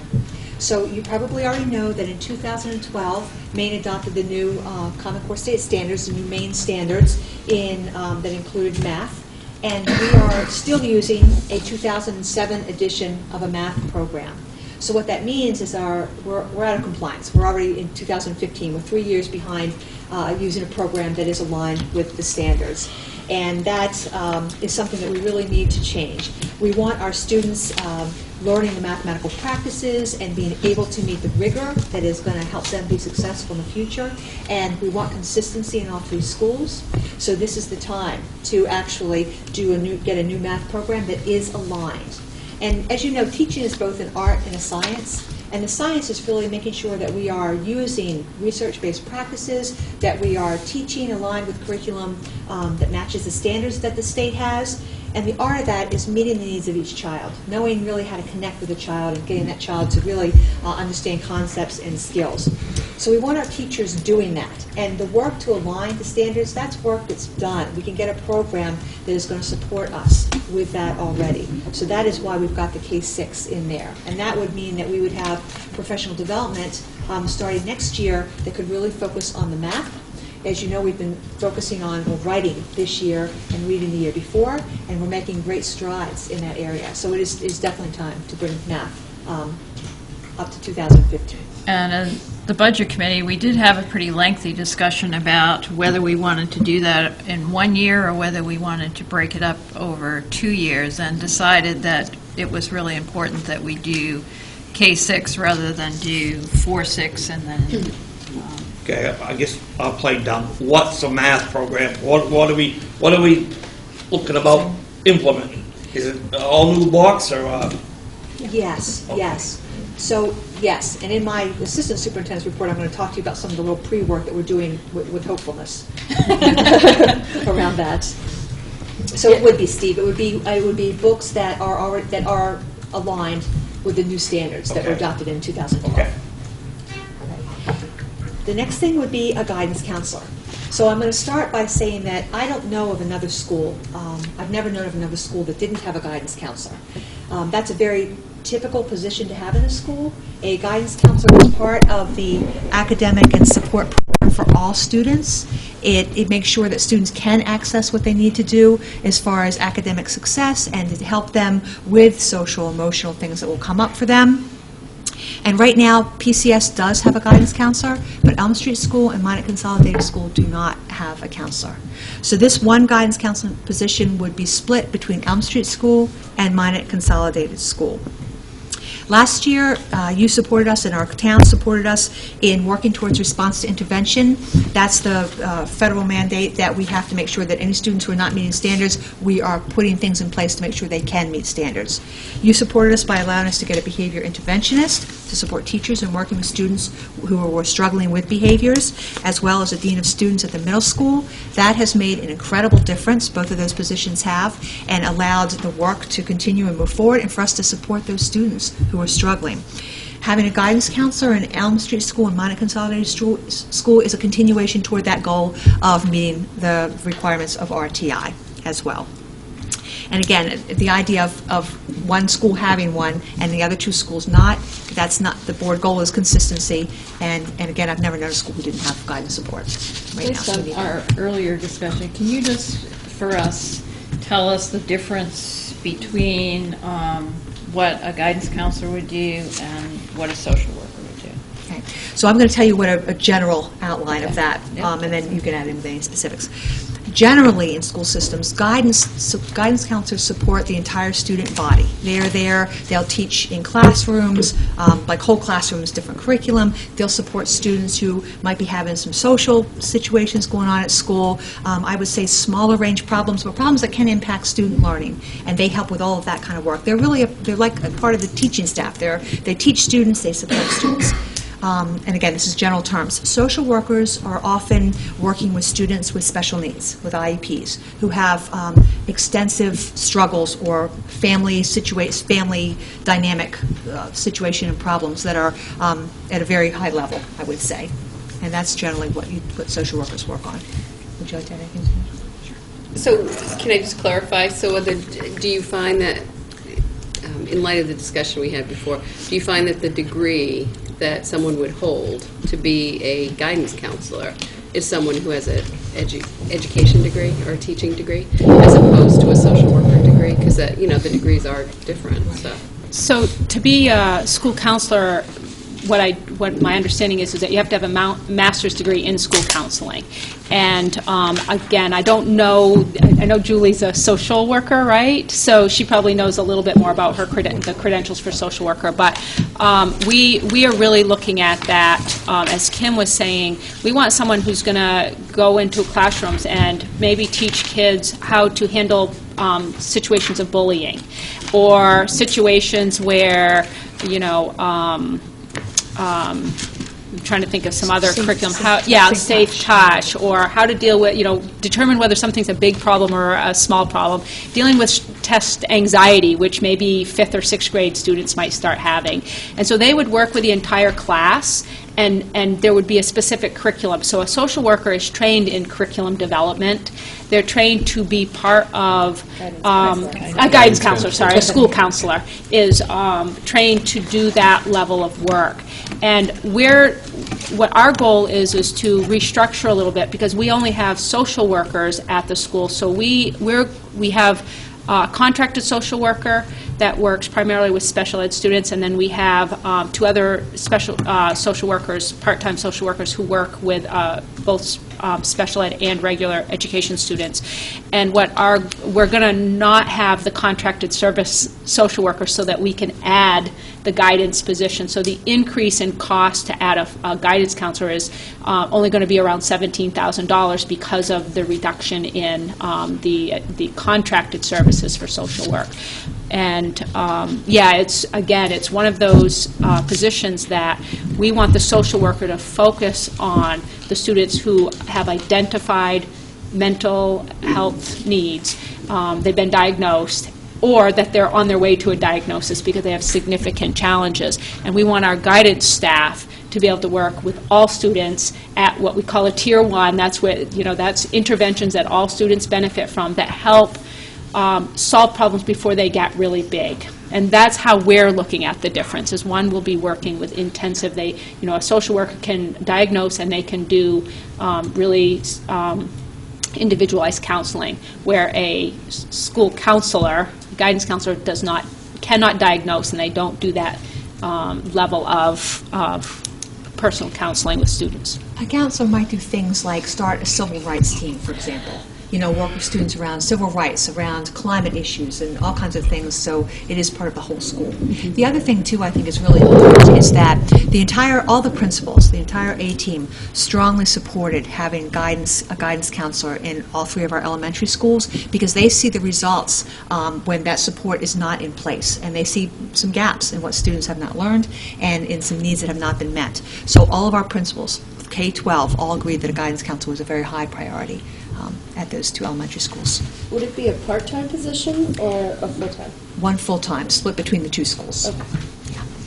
Overall cost, that must have been there. So Yes. the question is, Because of the do you want me to say? Okay, the cost would be about $17,000 because we're going to restructure. And as you heard Tina say, we have a contracted person now that we would no longer have. And so that would be a wash there in the 17. Fine. The next thing that's in this, I'm sorry, Marielle. What would be, and once you restructure, what would be the time that we would have a social worker in those schools? It would be the regular. So what our goal is that we will have a 2.5 days a week, or half-time social worker at both schools and a half-time guidance counselor at both schools. And in an ideal world, one of them will be at each school all the time. So in an emergency, either one of them would be able to step in for a child in crisis. And so whether that means somebody's working, Monday, Wednesday, and a half day on Friday, and the other one's Tuesday, Thursday, and half day on Friday, or it can work out that they're both there half a day, 5 days a week, would depend on who has the job and, what works for the schedule. But the goal is that they're there at different times so that there's coverage all day for the students that at those 2 schools. Okay, and so we currently have 2 positions, and one of those is contracted. We currently have a 3/10 at Minot, and 3 days a week at Minot, and 3 days a week at Elm Street, and some contracted services at Elm Street. So those 3 days a week will go to 2.5 days, and the contracted services will not be coming back. And the social workers will pick up the caseload for the contracted service person who's not here, and then the guidance work will be done with the guidance counselor or a school counselor. Does that make sense? I think. So in the current scenario, do you have 2 people doing the 3 and the 3 versus Yes. having one person doing 2.5 and 2.5? Yes. Okay. Yeah, we have 2 different people doing social work. Okay. Next thing that's in this budget is a field hockey coach at the middle school. So Title IX mandates that there are equal opportunities for both girls and boys in organized sports, and we need to get a little closer to compliance with that. The good news is that we currently have 25 students in 7th and 8th grade and 1 coach. So we do need a second coach there to even that out. The next thing would be high school science for 9th grade. So it is anticipated that Maine is going to adopt the next generation science standards this year. Our science teachers at the high school are way ahead on this one. So they've been looking at this and looking at these standards as they were coming out in their different forms. And this is going to, next generation science standards are going to require some changes in the science courses that are offered. And so this request is that we do some curriculum changes for the 9th grade science class that will be aligned with the next generation science standards. And the good news is that this is going to be good. This is going to offer rigor. It's going to help students. It's going to be more challenging for students, we believe, and it's exactly the direction that we want to go into. It's a pretty small cost with a really big payoff for our students as far as the 9th grade science. And the cost of that is just a little over $5,000. And if I can add, you'll remember as a board you said you supported the changes in the science curriculum pending the budget process. So this is half of that request. You heard both about 9th grade science and forensics, and you will see that forensics is now in our second tier of options. But that you have had a presentation on this previously. So that is what is in the budget. That is what the Budget Committee recommended that we bring to the full board. Again, we want to always be transparent and we want to be sensitive to economic realities. And so we had to take the other 2 tiers of our priority list and move them down, but I do want to go through them briefly, just so you recognize what it is that we felt that we needed to have, but that is not represented in this budget. So the first thing there would be a world language teacher at the middle school. So you know, with a new proficiency-based education system, this will be the first time that students have to be proficient in a second language. And what this means, according to state guidelines, is that they're going to have to be intermediate level communicators in this second language. That's not small stuff. That's a pretty good level of proficiency. We can't possibly do that if we don't start the language learning at the middle school. The other thing is we did a little study around New Gloucester, Oxford Hills, Lake Region, and somewhere else. I can tell you, Auburn. And what we found is that all of those districts offer Spanish, French, and Latin. And Lake Region even offers Greek on top of that. So we know we're not in the place at this time to say we need to add French and Latin. But what we do want to do is we want to do Spanish, the one language we do offer, we want to do that well. And so we need to have a world language teacher. That was on the priority list last year, if you remember, and we ended up moving that down a little bit lower. If it doesn't make it in this year, you're going to see it again next year, because we're going to need it in order to meet the demands of the proficiency based. Now, we do have a waiver for 1 year, so we have a year, but it's something that we definitely need and that we want to have as part of our programming for students. And as the Budget Committee looked at that, you'll notice that it's at the top of that list. So if we can find a way in terms of getting some extra revenue somewhere, that we all agree that would be the next thing to move up. Would that be one teacher for the middle school, or is that multiple? Yeah. One. And it would cover both 7th and 8th grade. And I will add, yes? Well, it may, or it may cover one for more time. It depends on how much time, because it is one teacher for the whole school. Okay, so it will cover something at the middle school. And the other thing that one of the other things that we did last year is, and I'll be able to talk to you a little bit more about some unknowns with revenue that we're kind of dreaming that maybe will come through that would allow us to get this. But again, when we went to the towns, we did get public input and add things back in, and ultimately this is the board's budget, so you will have an opportunity to decide if you want that moved back in and that we have a little bit higher tax impact. But we wanted to share with you what the Budget Committee felt was maybe our communities were able to handle, knowing that we've got some unknowns in our revenues and that maybe some changes could be made.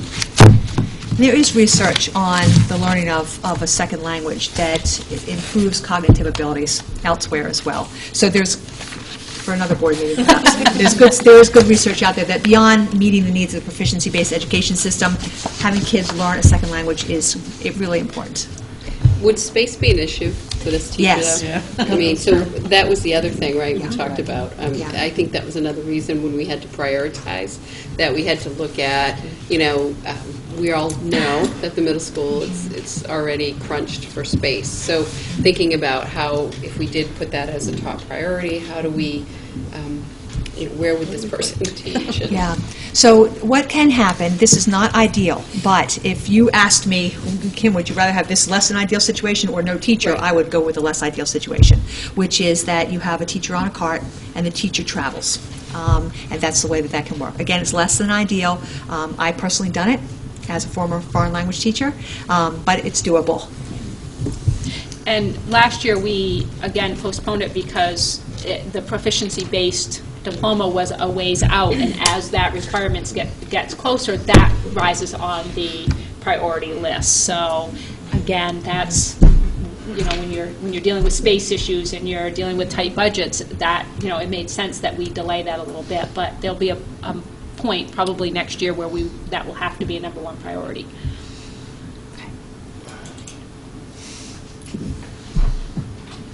I was going to say something in Spanish to you, but I'll hold off. Well, sooner or later tonight, I'm going to tell you what I think. Okay.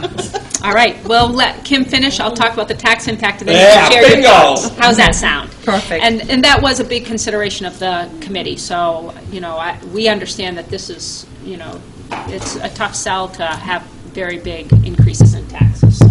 Absolutely. So the next thing you see on the list is the high school forensics course. This would be an elective course that would also be aligned with the next generation science standards.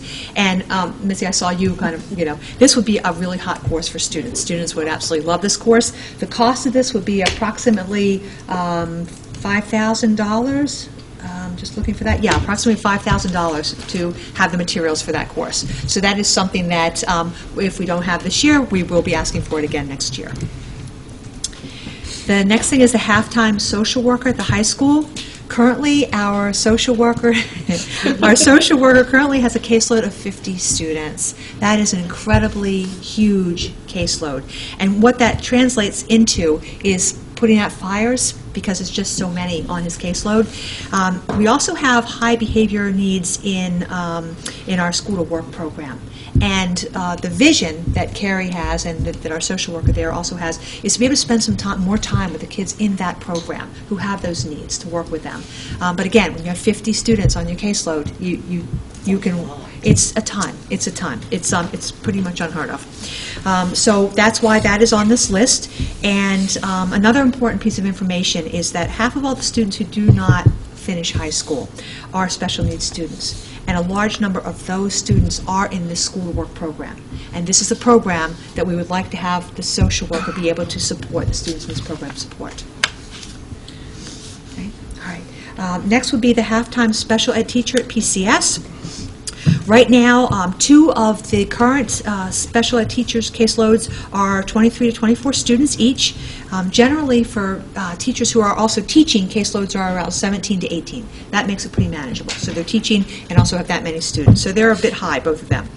We have another special ed teacher whose caseload is reasonable, but she also runs a literacy lab for students who are struggling. She does other RTI work, and she's a team leader. So her plate is very, very full as well. The additional half-time special ed teacher would be to bring down those higher caseloads as well so that we can continue offering the literacy lab and the support that we already have in place for RTI, which is working well for students at PCS. We also are always looking at the consistency between all 3 elementary schools as per your mandate.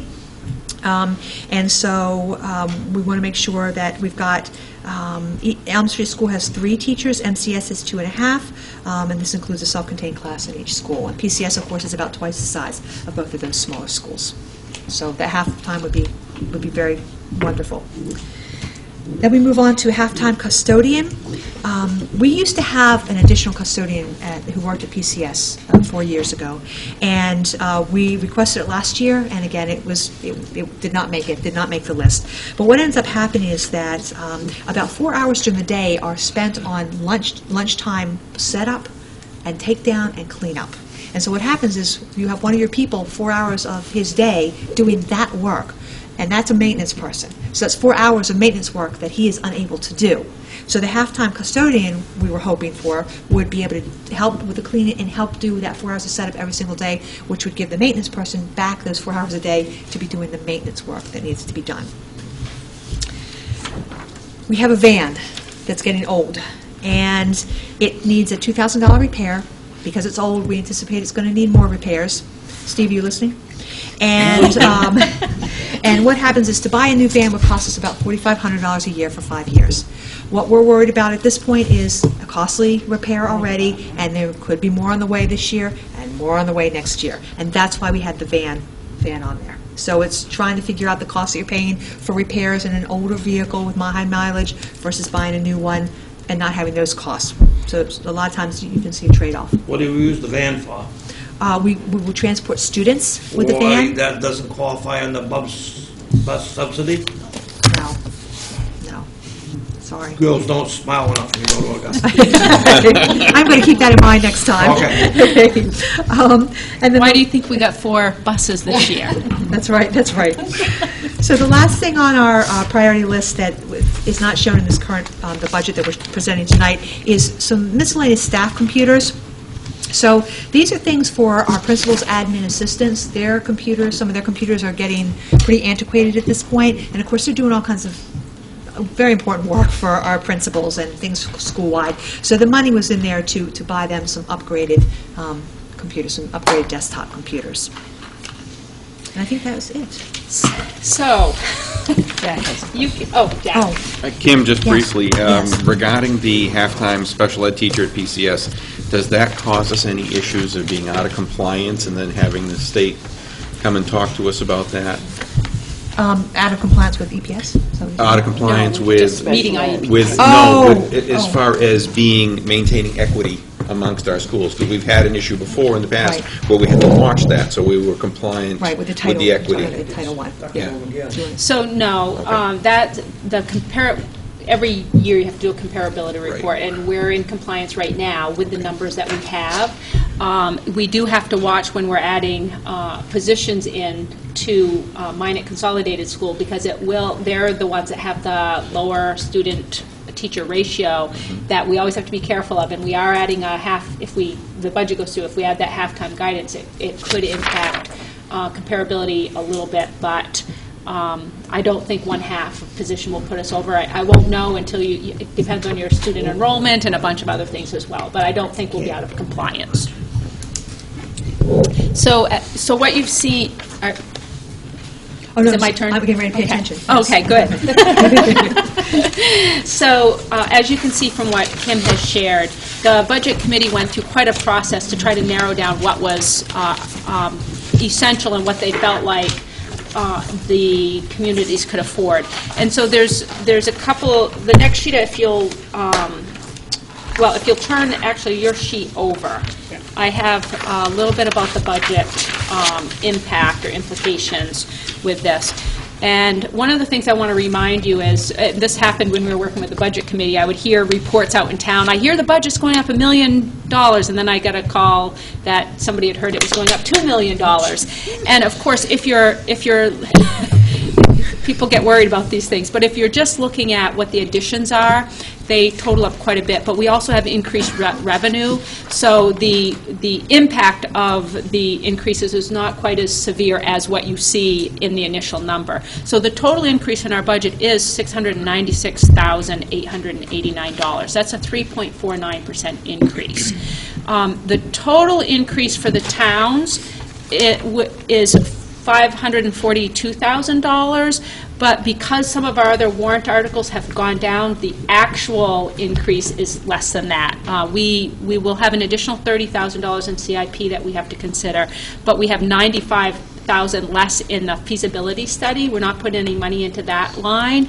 So our actual increase to the towns is $477,306. And the state revenues went up $145,000, and we have also committed more money from fund balance. We've gone from $275,000 to $325,000 this year. That's a $50,000 increase. Some of our other revenues have dropped. The tuition for out-of-town students, we used to have a lot of Raymond students. That number has dropped. So even though we've increased the use of our fund balance, we've decreased some of those other revenues, so the increase from that line is only an $8,755 increase. So it's the whole calculations are kind of confusing, but I did want to share those numbers with you in case you're hearing out into the community what the increase is if it's not reasonable. What are we going to leave for fund balance if we use 375? So right now we have about $610,000 in fund balance from our most recent audit. Yeah, and we don't know yet how much money we'll be able to roll forward, but we're feeling pretty comfortable that, again, like I shared from the special ed lines, from the freeze that we did early, we will have money to roll forward. Yeah, so that's the 300. Yeah, so $325,000 will probably be about half of our fund balance, which is what we usually contribute or close to that. So we are in pretty good shape with our fund balance. So we're expecting by this summer's audit, there'll be about $700,000 in fund balance. So or somewhere maybe $650 to $700. So $325 will be about half of that. Our total budget increase, which I wrote down here somewhere, was $696,000. It's on the top of this. $696,000. So we took $325,000 below that. Oh, you mean our fund balance total is about $610,000. Our total increase in budget this year was 600 and something thousand. Yes. If we're using I think, 325,000 from fund balance from last year. Yes. Let me go, I think I can explain it a little better, Steve, if you look at this sheet, the one that you have to have magnifying glass to see. Yeah, I've got that right here. There's two sheets here. One of them has our revenues on it, and one of them is the impact on the towns. If you'll go to the revenue sheet, I can talk The second one? Yes, the second one. I can talk this through to you a little bit better, probably. So the first section here is our local revenues. So the required local share, you'll see, is at $320,000. And then the additional local with this budget would be $221,000. I'm going to round off here. For a total of $542,000. Yeah. And so that's the local revenue that we have coming in. If you look down below that, you'll see that we have state revenue that has increased. So the state's giving us more money towards this budget at $145,000. How, they've passed that in Augusta already? So this is the governor's proposed budget. And one of the things we've talked about with the budget committee is that there are a lot of unknowns. And right now, the governor's budget shifts quite a bit of money back to the local. And so although we're getting $400 and something thousand in an increase, a lot of that came from the local level. If the governor's budget and tax proposal doesn't go through, which there's a lot of indicators that it won't, more of that money will shift back to the state, and we will get more revenue from the state, and the local impact will be less. So this is our worst case scenario. If the governor's budget went through, the tax proposal goes through, and there's no change in retirement, where the retirement costs are coming from, this is what it would look like. This is probably one of the few years that since I've been in upper administration, where I've seen so many unknowns as we're going into the budget season. So we really feel like we have to go with the worst case scenario. This is the worst one. This is the worst case scenario. Right. And so with that, you can see if you look, so the total state revenues, where this year we'd be bringing in, over $10 million, $10,325,000. So it shows that increase of $145,827. That's what we're getting from the state right now with the governor's tax proposal. If you look down at other revenues, this is where you're seeing the changes. See how the tuition lines have dropped pretty significantly. And our miscellaneous funds, actually that didn't drop at all, although I'm anticipating a little bit drop there now. But our fund balance went up $50,000. If you take in the losses there and the other revenues and the $50,000, we're really only having an increase in that line of $8,755. And that's where you can see our total of $696. It's just that not all of it is coming from the town. We have other revenues like our increase in fund balance and our increase in state revenue that's covering some of the cost. Can I ask a question? Yes. So the budget, so $696,000, I think this kind of goes with what Steve was saying. If we had not taken out the $325,000 from fund balance and apply it to this, we would be over $1 million. Yes, and that's what I was saying is when people, last year no, actually not, because last year we took $275, so it would only be $50,000 more than We used this. fund balance last year. Yes. Right. Yes. So it would only be $50,000 more But I mean, if you than just that. looked at the total. Yes. Right. And that's what people were doing, is they were Right. ticking off, this costs this That's much. where I think this- the confusion Yes. is. That's why I was And- trying to clarify that. And on this sheet, I know that you can't see it well. Oh, I can see. But there's a little section about 3/4 of the way down the page that's in the smaller box, and it's highlighted, and it shows $477,306. That's what I was saying. That's the change this year in the budget at the town level. At the town level. And what that is that's that $542,000 that we have on here, minus the cost of feasibility and the increase in the CIP. So it's really confusing. But bottom line is, if you look at this down below, the total annual change for Mechanic Falls would be $39.42 for a house of $100,000 home. And so a monthly change of $3.29.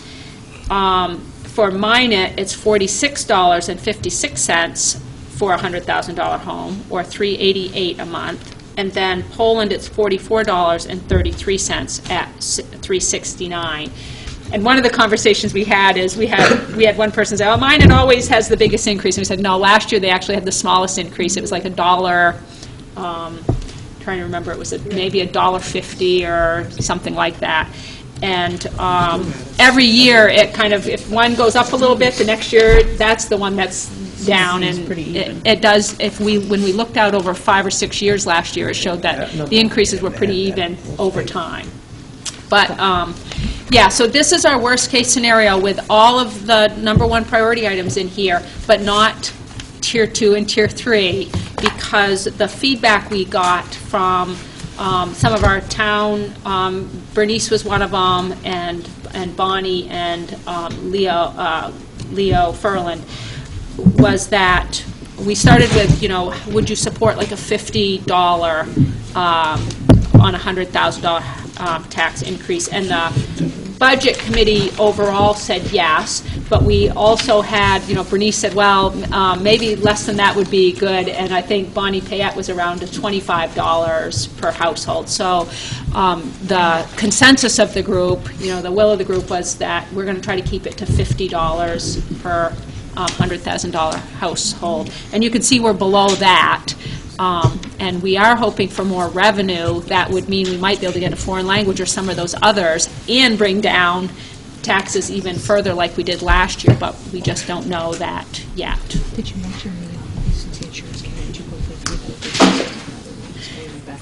Yeah, so when we originally were with the Budget Committee, we had 5% budgeted, and the tax impact was about $50, which is, again, right where we had agreed to keep it.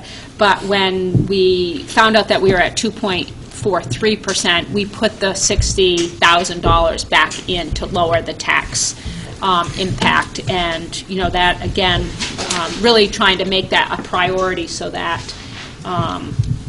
we get the support of our communities, and they see that we're really doing the hard work to keep taxes the tax increase reasonable. So yes. On the bottom line on this sheet, I can't read. Yeah. It's got in the middle rate percent change from fiscal year 15. It's got 3.65, 4.54, but the middle, is that how much the mill rate's going up for the town? Yes, that's the way I understand that. So we're giving mine at a 4.5% mill rate tax increase. So, yeah, and what I'm going to do is I'm going to bring you back to this sheet where I've been talking about the budget implications, because the next part of this is the unknowns. We've talked a little bit about the approval of the governor's budget and also the tax proposal. Those are 2 unknowns. But there's one other thing that is happening at the state level right now is there's a proposal to increase the GPA for education. So the Republicans have made a request to increase general purpose aid to education by $25 million, and the Democrats have it in at about $50 million. And there's widespread support for increasing the amount of subsidy that's going into education. So if that goes through, which there's a lot of indicators that it will, we will get more money from the state, which will really help us. And so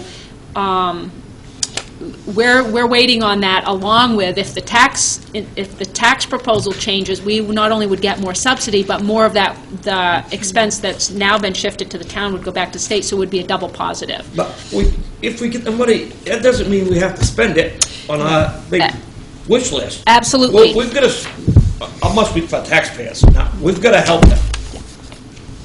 Poland's probably a wealthy town. Mechanic Falls is not so lucky. It's quite minor. Yeah. So, and we cannot. We went over our budget last year supporting these teachers' salaries, which I'll vote no on this year because it falls right through with last year's budget. But when you look, we're talking 3.45% raise. There's no one in the country's getting that kind of a raise. So Steve, what's happening is that the general cost of education has gone up 68 million, but the governor only put in 20 million in his budget. So that's why the shift of the tax base is causing a lot of that to go to the local. So that's why there is a lot of outcry at the state level. And the 25 million and the 50 million that's been proposed in the legislature is so that the mill rate drops back down where it's reasonable. This is not a local issue. This is a state issue. But it's it still happening in boils every down to community. us. But what's making the cost of education go up so much? If it went up 68 million in a year, is it big salaries? No, it's not big salaries. They give a certain percent, they give a certain amount towards salaries. It's already in the EPS formula. One of the things that's happening is retirement costs have gone up a lot. And I think it's $6.7 million increase in just retirement. And there are a variety of other... Across the state, yes. Good. And that's coming back that's on the districts now as part of that, isn't it? Right. So that's another thing that's happening at the legislature. What we were given for... so the state is supposed to be doing the 55% towards education. That will never happen. And they're not. They're at about 46%. But what happened a few years ago, I think it's 2 or 3 years now, they shifted retirement costs into the money they're giving to us. So that was never part of the funding formula. So they're really only now giving about 42% to schools if you take that back out, because they've shifted a cost to us that was never intended. We pay it. So losing subsidy. Yeah, so they're giving us some subsidy for retirement costs, but what happens is a lot of our towns have to pay a portion of that. So it has shifted the burden, and there's legislation in to shift it back to the state, but I'm not confident that that's going to happen. I'm more confident that there'll be an increase in general purpose aid, and I'm more confident that the tax the governor's tax proposal won't go through. I have a feeling the retirement costs will stay where they are, because the state would have to find that money. So I think there's a great chance, Steve, that we will not be asking our towns for a $39 increase or a 46 or a 44, but we won't know until we get more information on revenues. Not to argue with you, Tina, but how can you sit there and say that when you're saying if we get more state subsidy, we're going to add all this other stuff in? That's not helping our taxpayers. No, and Steve, that's not our intent. No. And I guess... Well, did I not, Mary, or did I hear that tonight? She said that we may do that, but we're the people that will decide whether that happens or not. And what we tried to do at the budget committee was to find that balance, the balance of what can our community sustain and how can we move forward and meet the needs of our kids. So what happened last year when we got additional subsidy was we added one thing in and the rest of it went back to the... Which is, if we see here tonight, if we get the money from the state, we're going to use it and reduce taxes, So, but to see here, we all have a wish list. I'm not saying we do not need what you folks are asking, but that's what... At the budget committee, the one that we looked at and we went back and forth was the world language teacher, because that has been on the table for a couple of years, and each time it's been right at that level that we didn't fund it. We're all here for the education, but we're all here for the taxpayers too. But that was the one that we said if we got some additional and we felt that we could do some tax relief and do that we would do that one. 1 out of 5 wouldn't be bad. Just on the world language teacher, I can't believe I've been on this board for 4 years, and we have Spanish from 9th through 12th grade in our high school, and Lake Region has 4 languages, and this proposal is actually a tiny baby step to put Spanish into the middle school. They're not even adding a language. I mean, it's just how many high schools, comparable high schools, have one language that they offer to their students? Would you say, so Tina? I have never heard of a school only having one language. I've never have either. So and that's kind of my point, and talk to the whole group, but it'll address Steve's question as well. We feel like we made some decisions that were hard, that we're not happy with, but we feel like we were really trying to be as responsible as we can and make sure we get a budget that we can garner support for. And when I'm talking about if we get increased revenue, it really comes back to the same kind of information that we gathered at our town meetings last year. Is we had people say, you need more in your CIP. It's dangerously low. You need more, you need that other bus. That will pay for itself in the future. And so we added some costs back in because it was the will of our communities, and they were willing to support it. And I think this board is going to be your budget. And again, if this board feels like foreign language is important, we agree with you. And we would be thrilled if you add it back in if there's funding and we can't feel like it's a budget that we can put forward to our communities. So our big priority will be to try to balance that out. Last year, we did not put all of the savings into new priorities. We put most of it back into taxes and got our tax rate down to $1.50 a household. Per month. It was, I think, $16 or something like that. So we had a very low increase last year, and I feel good about that. And I think we're all here for the same reasons, and we certainly won't ignore the taxpayers and the impact our local the increases would have on our families. You'd be talking about adding that before it went to town vote? Yes. If we have, not after town. No. If we have our revenues in and we find out that we can make adjustments based on increased funding, I thought that's you meant no. After town vote. No. Whatever our budget is, we take to a town vote is the budget that we have to live with. Yeah. And it would be like when we got the $249,000 a few years ago that came in after our vote, we could decide to go back to vote. Or we decide to save it and put it towards fund balance, and we chose to save it last time and live within the budget we put forward. So yes. So what we need to do tonight is just agree on what is the proposal that we're going to take to the informational meetings, those 3 meetings at the end of this month. And then we'll come back and then vote later on what our final proposal is. So this is just the proposal to take to the informational meetings. So can we make a motion? Yes. So I make a motion that we move forward with this budget as proposed to bring to the communities to I'll get second information. that. And second. But if we have these information meetings, we still can change it until we have that first 3 town vote. Yes. Vote, right. Yes. Right. And then followed up by the referendum. So, Ed? When do you expect to have more definitive information? I have Ballpark it for me. I haven't received any updated information sent. We had a superintendent's meeting about 2 weeks ago, and since that time, the retirement information is coming back that's not likely to be shifted back to the state, just because then the state would have to fill that gap.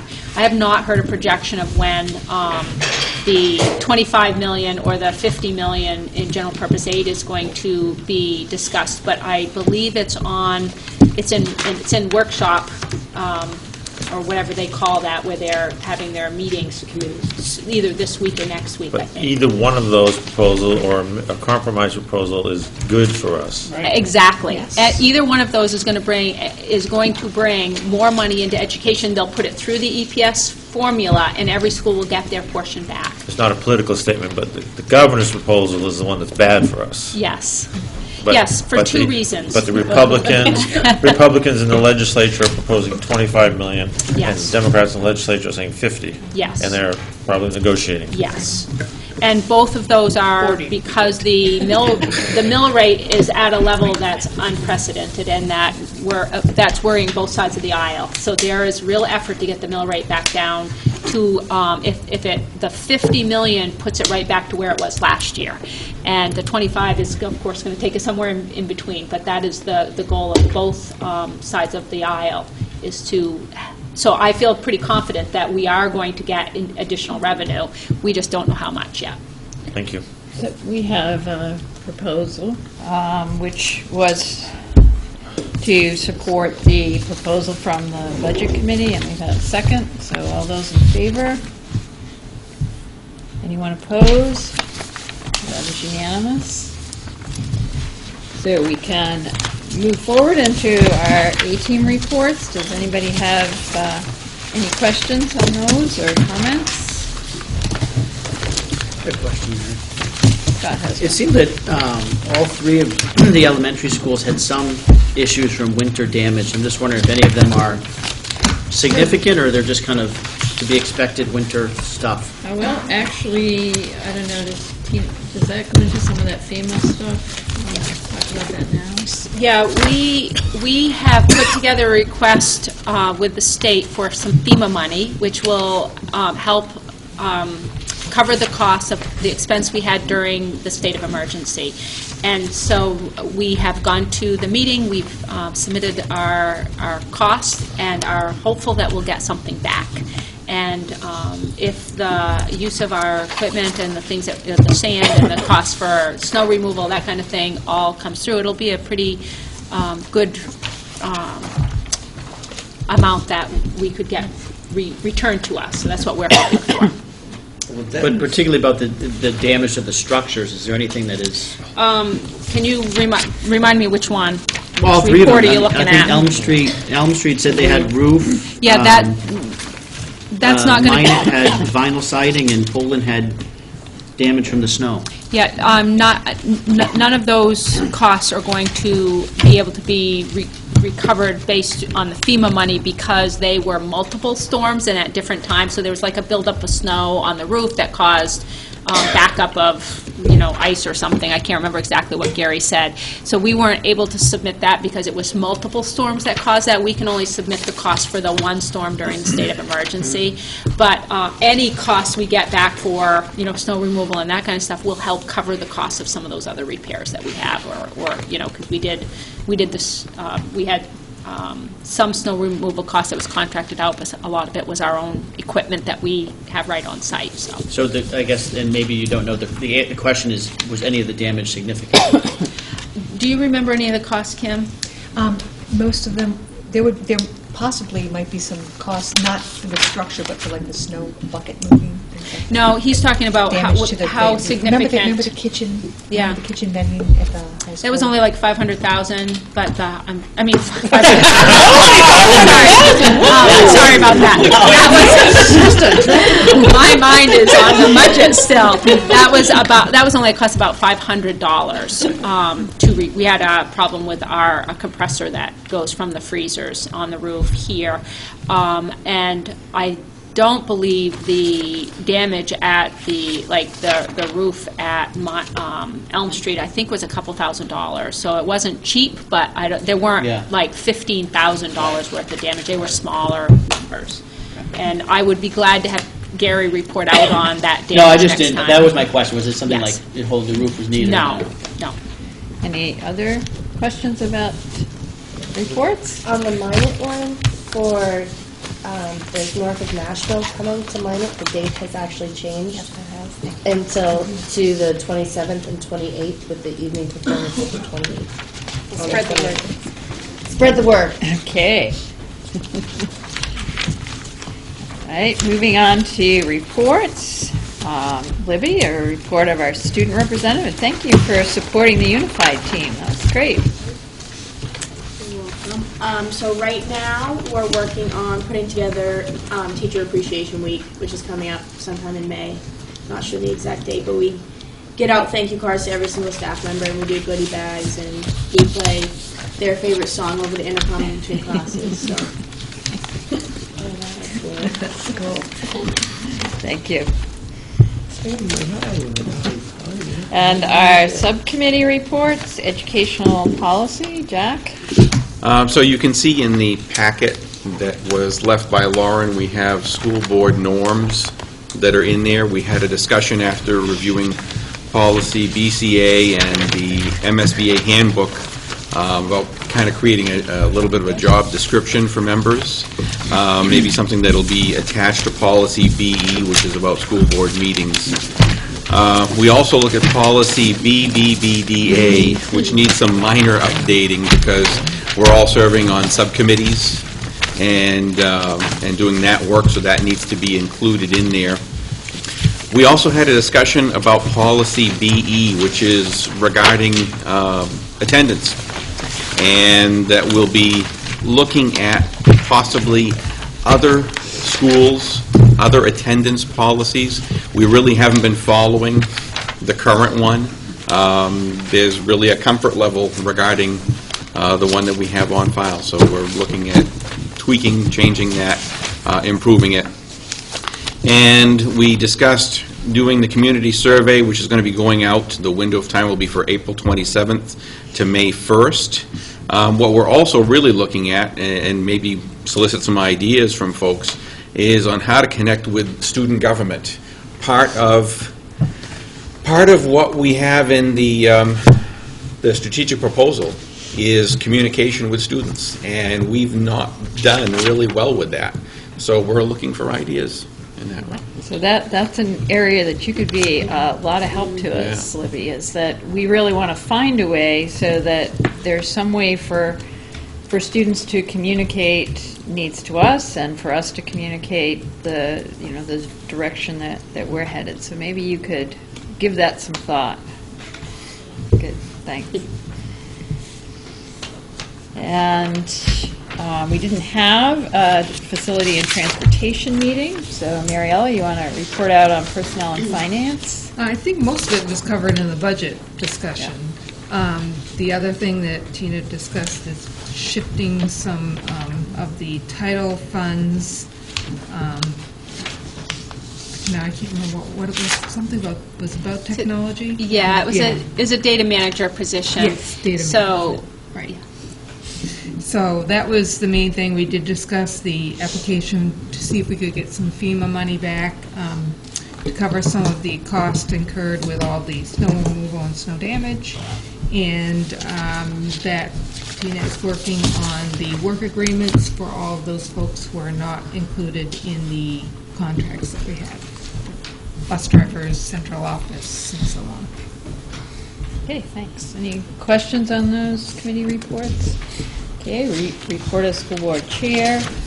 You'll notice that we sent out the minutes of our superintendent evaluation committee meeting, and one of the things that we spent some time talking about was central office staff expressed a lot of concern last year about the evaluation tool, feeling like the tool that we gave them very limited opportunity because most of the things were not observable in their roles.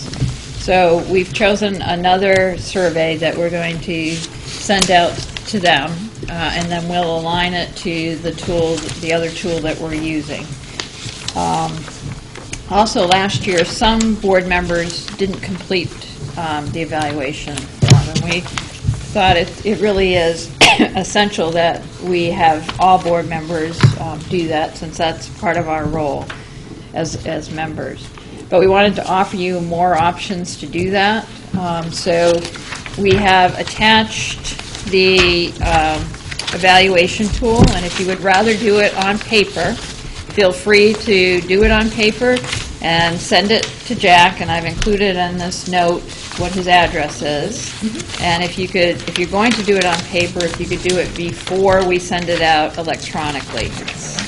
It's a packet of things.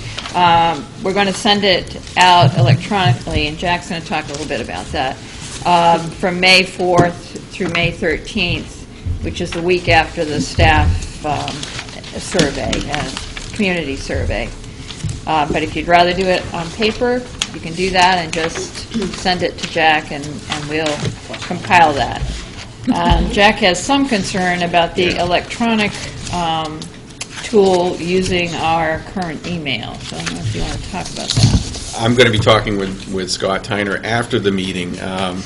One of the things that we found, at least with the three of us on the committee, is we had great difficulty trying to access the document, to open it when it's received in the current email system we have. I believe, in thinking back about this and looking at the date, that we had the different emails last year. And when you try to open up the Google document in the current email, you get a very different looking document than if I sent it to myself again in my regular home email account. I was actually able to open it and look at it, but it comes up very differently in its current format. So I'm hoping that we're going to be able to resolve that and that it's going to work, but it's going to be kind of a stay tuned. We'll keep you updated that if we can't get that worked out, whether we actually need to do it by mail, doing it on paper. So is this going to be like a Survey Monkey thing, or no? It's a Google document is what it is, in its present form, because it's what was used last year. So it's a Google Doc, and it was shared, and the system allowed the people to submit it, and it compiled the information, and allowed, you know, certain people access to it, and to look at all the compiled answers. Right now, it's just, I don't know if it's acting a little funny because I'm not used to using a Google Doc, or if it's our emails in particular that are the issue. So I've had other documents I couldn't open in first class. It'll say So have I. that you can't. Yeah, So- I've had the same problem. So I will ask Linda Chason if she can help us Yeah. and see if she has a solution that we may not know about. I don't know, maybe you guys are technology savvy and you try to figure it out. We'll talk about that after. I think we want to send a link to it so that Yes. they click out and go into a browser, Oh, good as idea. opposed to trying to open it inside of first class. Okay. But we can talk about that after. Okay. Good. Thank So you. the rest of that process is once we gather all that input, Tina's also going to be working on her self-assessment, and the committee then will get together and do a final review. We'll meet with Tina, and then back here in June, we'll go over that report and talk about the superintendent's contract. So that's kind of the rest of that timeline. There are no committee meetings in April, and remember, we did that so that each of you could go to your informational meeting instead, because that's the same week. So those informational meetings, again, are at Elm Street on the 28th, PCS on the 29th, and Minot on the 30th. And if you look at, Jack, can you We have a hold that up? Yeah, Everybody has absolutely. that in your packet. Yeah, it's in the packet. Tina? Can I just ask a question? So on the superintendent evaluation, just to clarify, it's just the board members that fill this out? The board members and the administrators. Okay, And so then all the central office administrators. staff will fill one out. Theirs is different, and then we'll align their responses to the tool that we're Okay, using. which makes sense then if you could do it electronically, because somebody doesn't want to have to merge all this information Right. together manually. Yeah. And the other And it worked question, really well last year, see. and were you able to tell, because I noticed like it has our, and I can't honestly remember if I put my name in there, but this says it's optional to put your Well, name in. we asked board Mandatory. members to sign their names so that we would know. Oh, That yeah, I was wondering if you knew. Last year, we did not make it optional for board Okay, members. I We couldn't asked them remember. to sign it. It was optional for others. I didn't sign it, but I didn't want you to know how I felt. That's why I didn't do it. I don't think you withhold how you feel very often, Steve.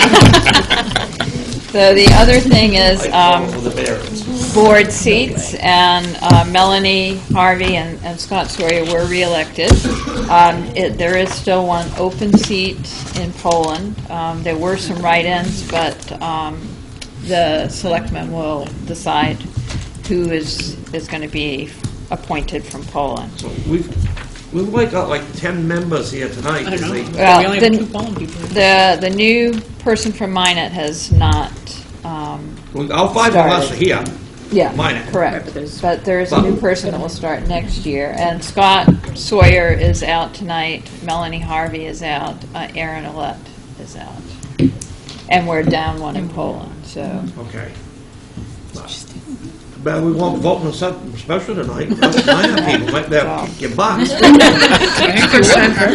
Yeah. So that's where we're at, and Misty and Jennifer are both going to run again in Mechanic Falls, thank you. And they're filling out their papers now. And somebody help you, Tina, take the job. I don't know. So, You, Steve. I know. Twist your winner. Okay, let's move on to report of Assistant Superintendent. Kim, do you have something? Just a few things, thank you. As you probably remember, I work every month with the grade level facilitator team, and that is a facilitator from each grade level in the elementary school, as well as all 3 elementary principals. And we started identifying some of the work we want to get done this summer, which includes our professional development plan for our Wednesdays and workshop days for next year. So it's pretty exciting. There's a lot of enthusiasm and a lot of willingness to do that work, which is greatly appreciated. Also, with high hopes about getting a new math program, I put a call out asking if there were teachers who would be willing to work on a math team to take a look, once we get the okay, to start taking a look and doing some research and finding out what program would work best for us, et cetera, et cetera. I had 16 people show interest in that, which is phenomenal. So I think that speaks well to enthusiasm and commitment to the district and the fact that people are excited about this work as well. And let's see, summer school. So for the elementary level summer school, Linda Bernier leads that up for us, and she has already sent the form out to teachers for recommendations for those for students who might benefit from summer school. And we are going to focus entirely on literacy this summer. And what we've noticed in the past is that most of our students are struggling with the literacy piece and need that piece. So instead of trying to split it, we're going to focus entirely on that. So we're on the literacy. So we're excited about that. And I think that's all for right now. Did you want to tell them about the grant we've done for the math summer camp? math camp? I didn't know if you wanted to jump in with that. So we've written a grant, and when I say we, I mean Tina, for a math camp, so that it would be for just a couple of grade levels of students, younger grade levels of students, to do an intervention type of thing for math. Which we're hoping will target just those students who could really use that at the younger ages and help them to be in a better place when they start school next year. So we're hopeful for that. Yeah, so we're targeting the students who are going into first grade and second grade. And kind of the idea, again, of early intervention, knowing that the regular summer school is going to focus on literacy. There's some additional money in Title I that was available that I could apply for. So we have good points on the rubric, so I feel pretty hopeful that we might get that program. And if so, we're going to try to get about 30 students at that level and do, again, 4 weeks of intensive focus on math, and with some of our best teachers in math hopefully filling those teaching roles. So we're excited about that. And hopefully we'll hear about that in the next few weeks. Okay. And before we go on to Tina's report, I did want to talk a little bit about our board norms real quickly. And we took, if you'll pull out that sheet and make sure that those are what we think we talked about at the last board workshop. And Tina and I, what we did was we looked at the notes from that meeting, and we tried to take from those notes what we thought were the board norms. For example, one of the things we said at our workshop was sticking to agenda, which is the first one. Following the agenda, including start and end times. Remember the don't beat a dead horse? Well, we said bring closure to decisions when the will of the group is apparent. We thought that was what we were saying there. We talked about at our workshop an equal opportunity to share, which is the next one, share time so all can participate. We talked about coming prepared, preparing for meetings, reading materials, being prepared to discuss. We talked last at the workshop about no surprises. And what we said was send potential agenda items, questions to the board chair or administration prior to the meeting. Keeping side conversations to a minimum. At the workshop, we talked about commitment to a healthy board culture, coming with an open mind, voicing concerns in a respectful way. So we took those things and wrote, respect each other's thinking and value their contribution. Attending and actively participating in all board and committee meetings, and supporting decisions of the board, speaking with a unified voice. So I guess if there are things there that you think don't represent our conversation or things we left out, otherwise we will move forward in terms. Advocate, are these things that you folks don't feel have been done right now? No, these were the things that at our last board workshop, when we asked two questions. We asked what what makes a good board member and what makes a good meeting. Okay. And we took from both of those, that this was the feedback that we got at that workshop. Yeah, good. I think this is great for new board members, and I was the guy who came up with "Don't beat a dead horse." I'm glad you reworded it. Sounds much better. I thought you. As long as it represents your thought. It does. Okay. Tina? I just have a question. Is it possible to have the packets mailed a little bit earlier? That's the only, because, one of the things we talked about is being prepared, and typically, a lot of times I get it on Saturday. Like today, I didn't get it till Monday today. So it just makes it hard to be. So they go out on Thursday. So you should have it by, she tries to get it to the post office by 4 o'clock on Friday, so that Thursday, so it will go out. I'm assuming Lauren took it to the post office on Thursday, but I can ask if it didn't happen until Friday, and we certainly can try to make sure it goes out on Thursday. The earlier it goes out, the more apt there are to have changes, because we're in a constantly changing world here. But if it's not going out until Friday, you still, if it goes out Friday, should get it Saturday. So I don't understand why you would get it on Monday, but I will follow up on that. I got it on Saturday. I got mine on Saturday. This is mailed the 9th. When was Maybe the it's my 9th? mailman. The 9th was Thursday. Yeah. That's right, because that's our goal is always, so getting it on Monday, there's I don't something know wrong with today, your, maybe it's my mailman. I did it on Saturday as well, and it's weird since it's Poland to Poland. But Yes. Well, it goes to Scarborough, and then it comes back here, That's right, the government, I forgot. Yes. So you should always get it by Saturday, so that you have the weekend. If you want me to try to get them out on Wednesday, I would be glad to see if that works. Mary and I meet on Tuesday and go over the agenda, and then I have Lauren start copying things and getting all that work done on Thursday. But yeah, if people want me to try to do it a day earlier, I'd be glad to try that. I think if you can try it, that'd be great. I'll but it ask sounds her. like everyone else gets it on Saturday, but I think it still just still gives would be you. nice. Yeah, it still if is you nice had it because on it just gives yeah. people that extra day too. If they're Right. away for the weekend, they're not going to see it till Certainly. later. We'll see if we can start getting it out on Wednesday so you get it by Friday. Thank you. And I'll follow up with my mailman. Well, it probably used to didn't, sorry. The literacy specialist and me know that's not right. It probably didn't always go to Scarborough and then come back. Yeah, Oh, they always did? just in the past, well, no, in the past year, they had said that because of reductions, that mail in Maine would no longer traditionally arrive the next day. So, That's right. Okay, let's move on to report of the superintendent. So I have said all I have to say, almost. Just the one thing that I wanted to ask about is the last day of school. So right now, our last day of school is June 22nd. It's a Monday, which means kids will be coming back for half a day on a Monday, which is, always a little difficult.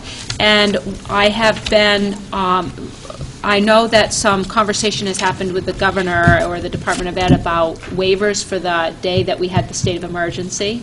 Instead of having 5 snow days, we had 6, which is what's put us into that next Monday. So I have been thinking that it would probably be a good idea for me to request a waiver for that one day. We may not get it. What the response from the Department of Ed was that that they would consider requests on a case-by-case basis.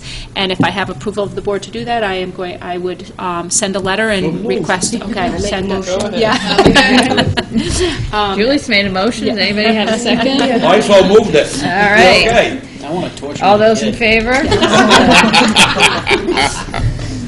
So I will get that letter out right away, and hopefully, if we don't, 20 seconds not that late, I'll be here, so I'll enjoy the company of all the others, but I think that we're going to have vacation start on the 19th, so. And that's all I had. Just wanted to remind you that your public informational, oh yes, I have to finish this, don't I? The budget public informational meetings are in your packet. Share that news with your neighbors and get people to come out. We have quite a few new hires, as you can see here. We have Dawn Miller, who's an Ed Tech 2 at Bruce Whittier Middle School. We have Haley Dennison, Ed Tech 2 at Elm Street School. Suzanne Duchand, EdTech 2 at PCS. Megan Benway, EdTech 2 at Minot Consolidated. Kim Yorkie, who will be our outdoor track assistant for PRHS. William Bickford will be our middle school boys basketball coach. Baseball, thank you.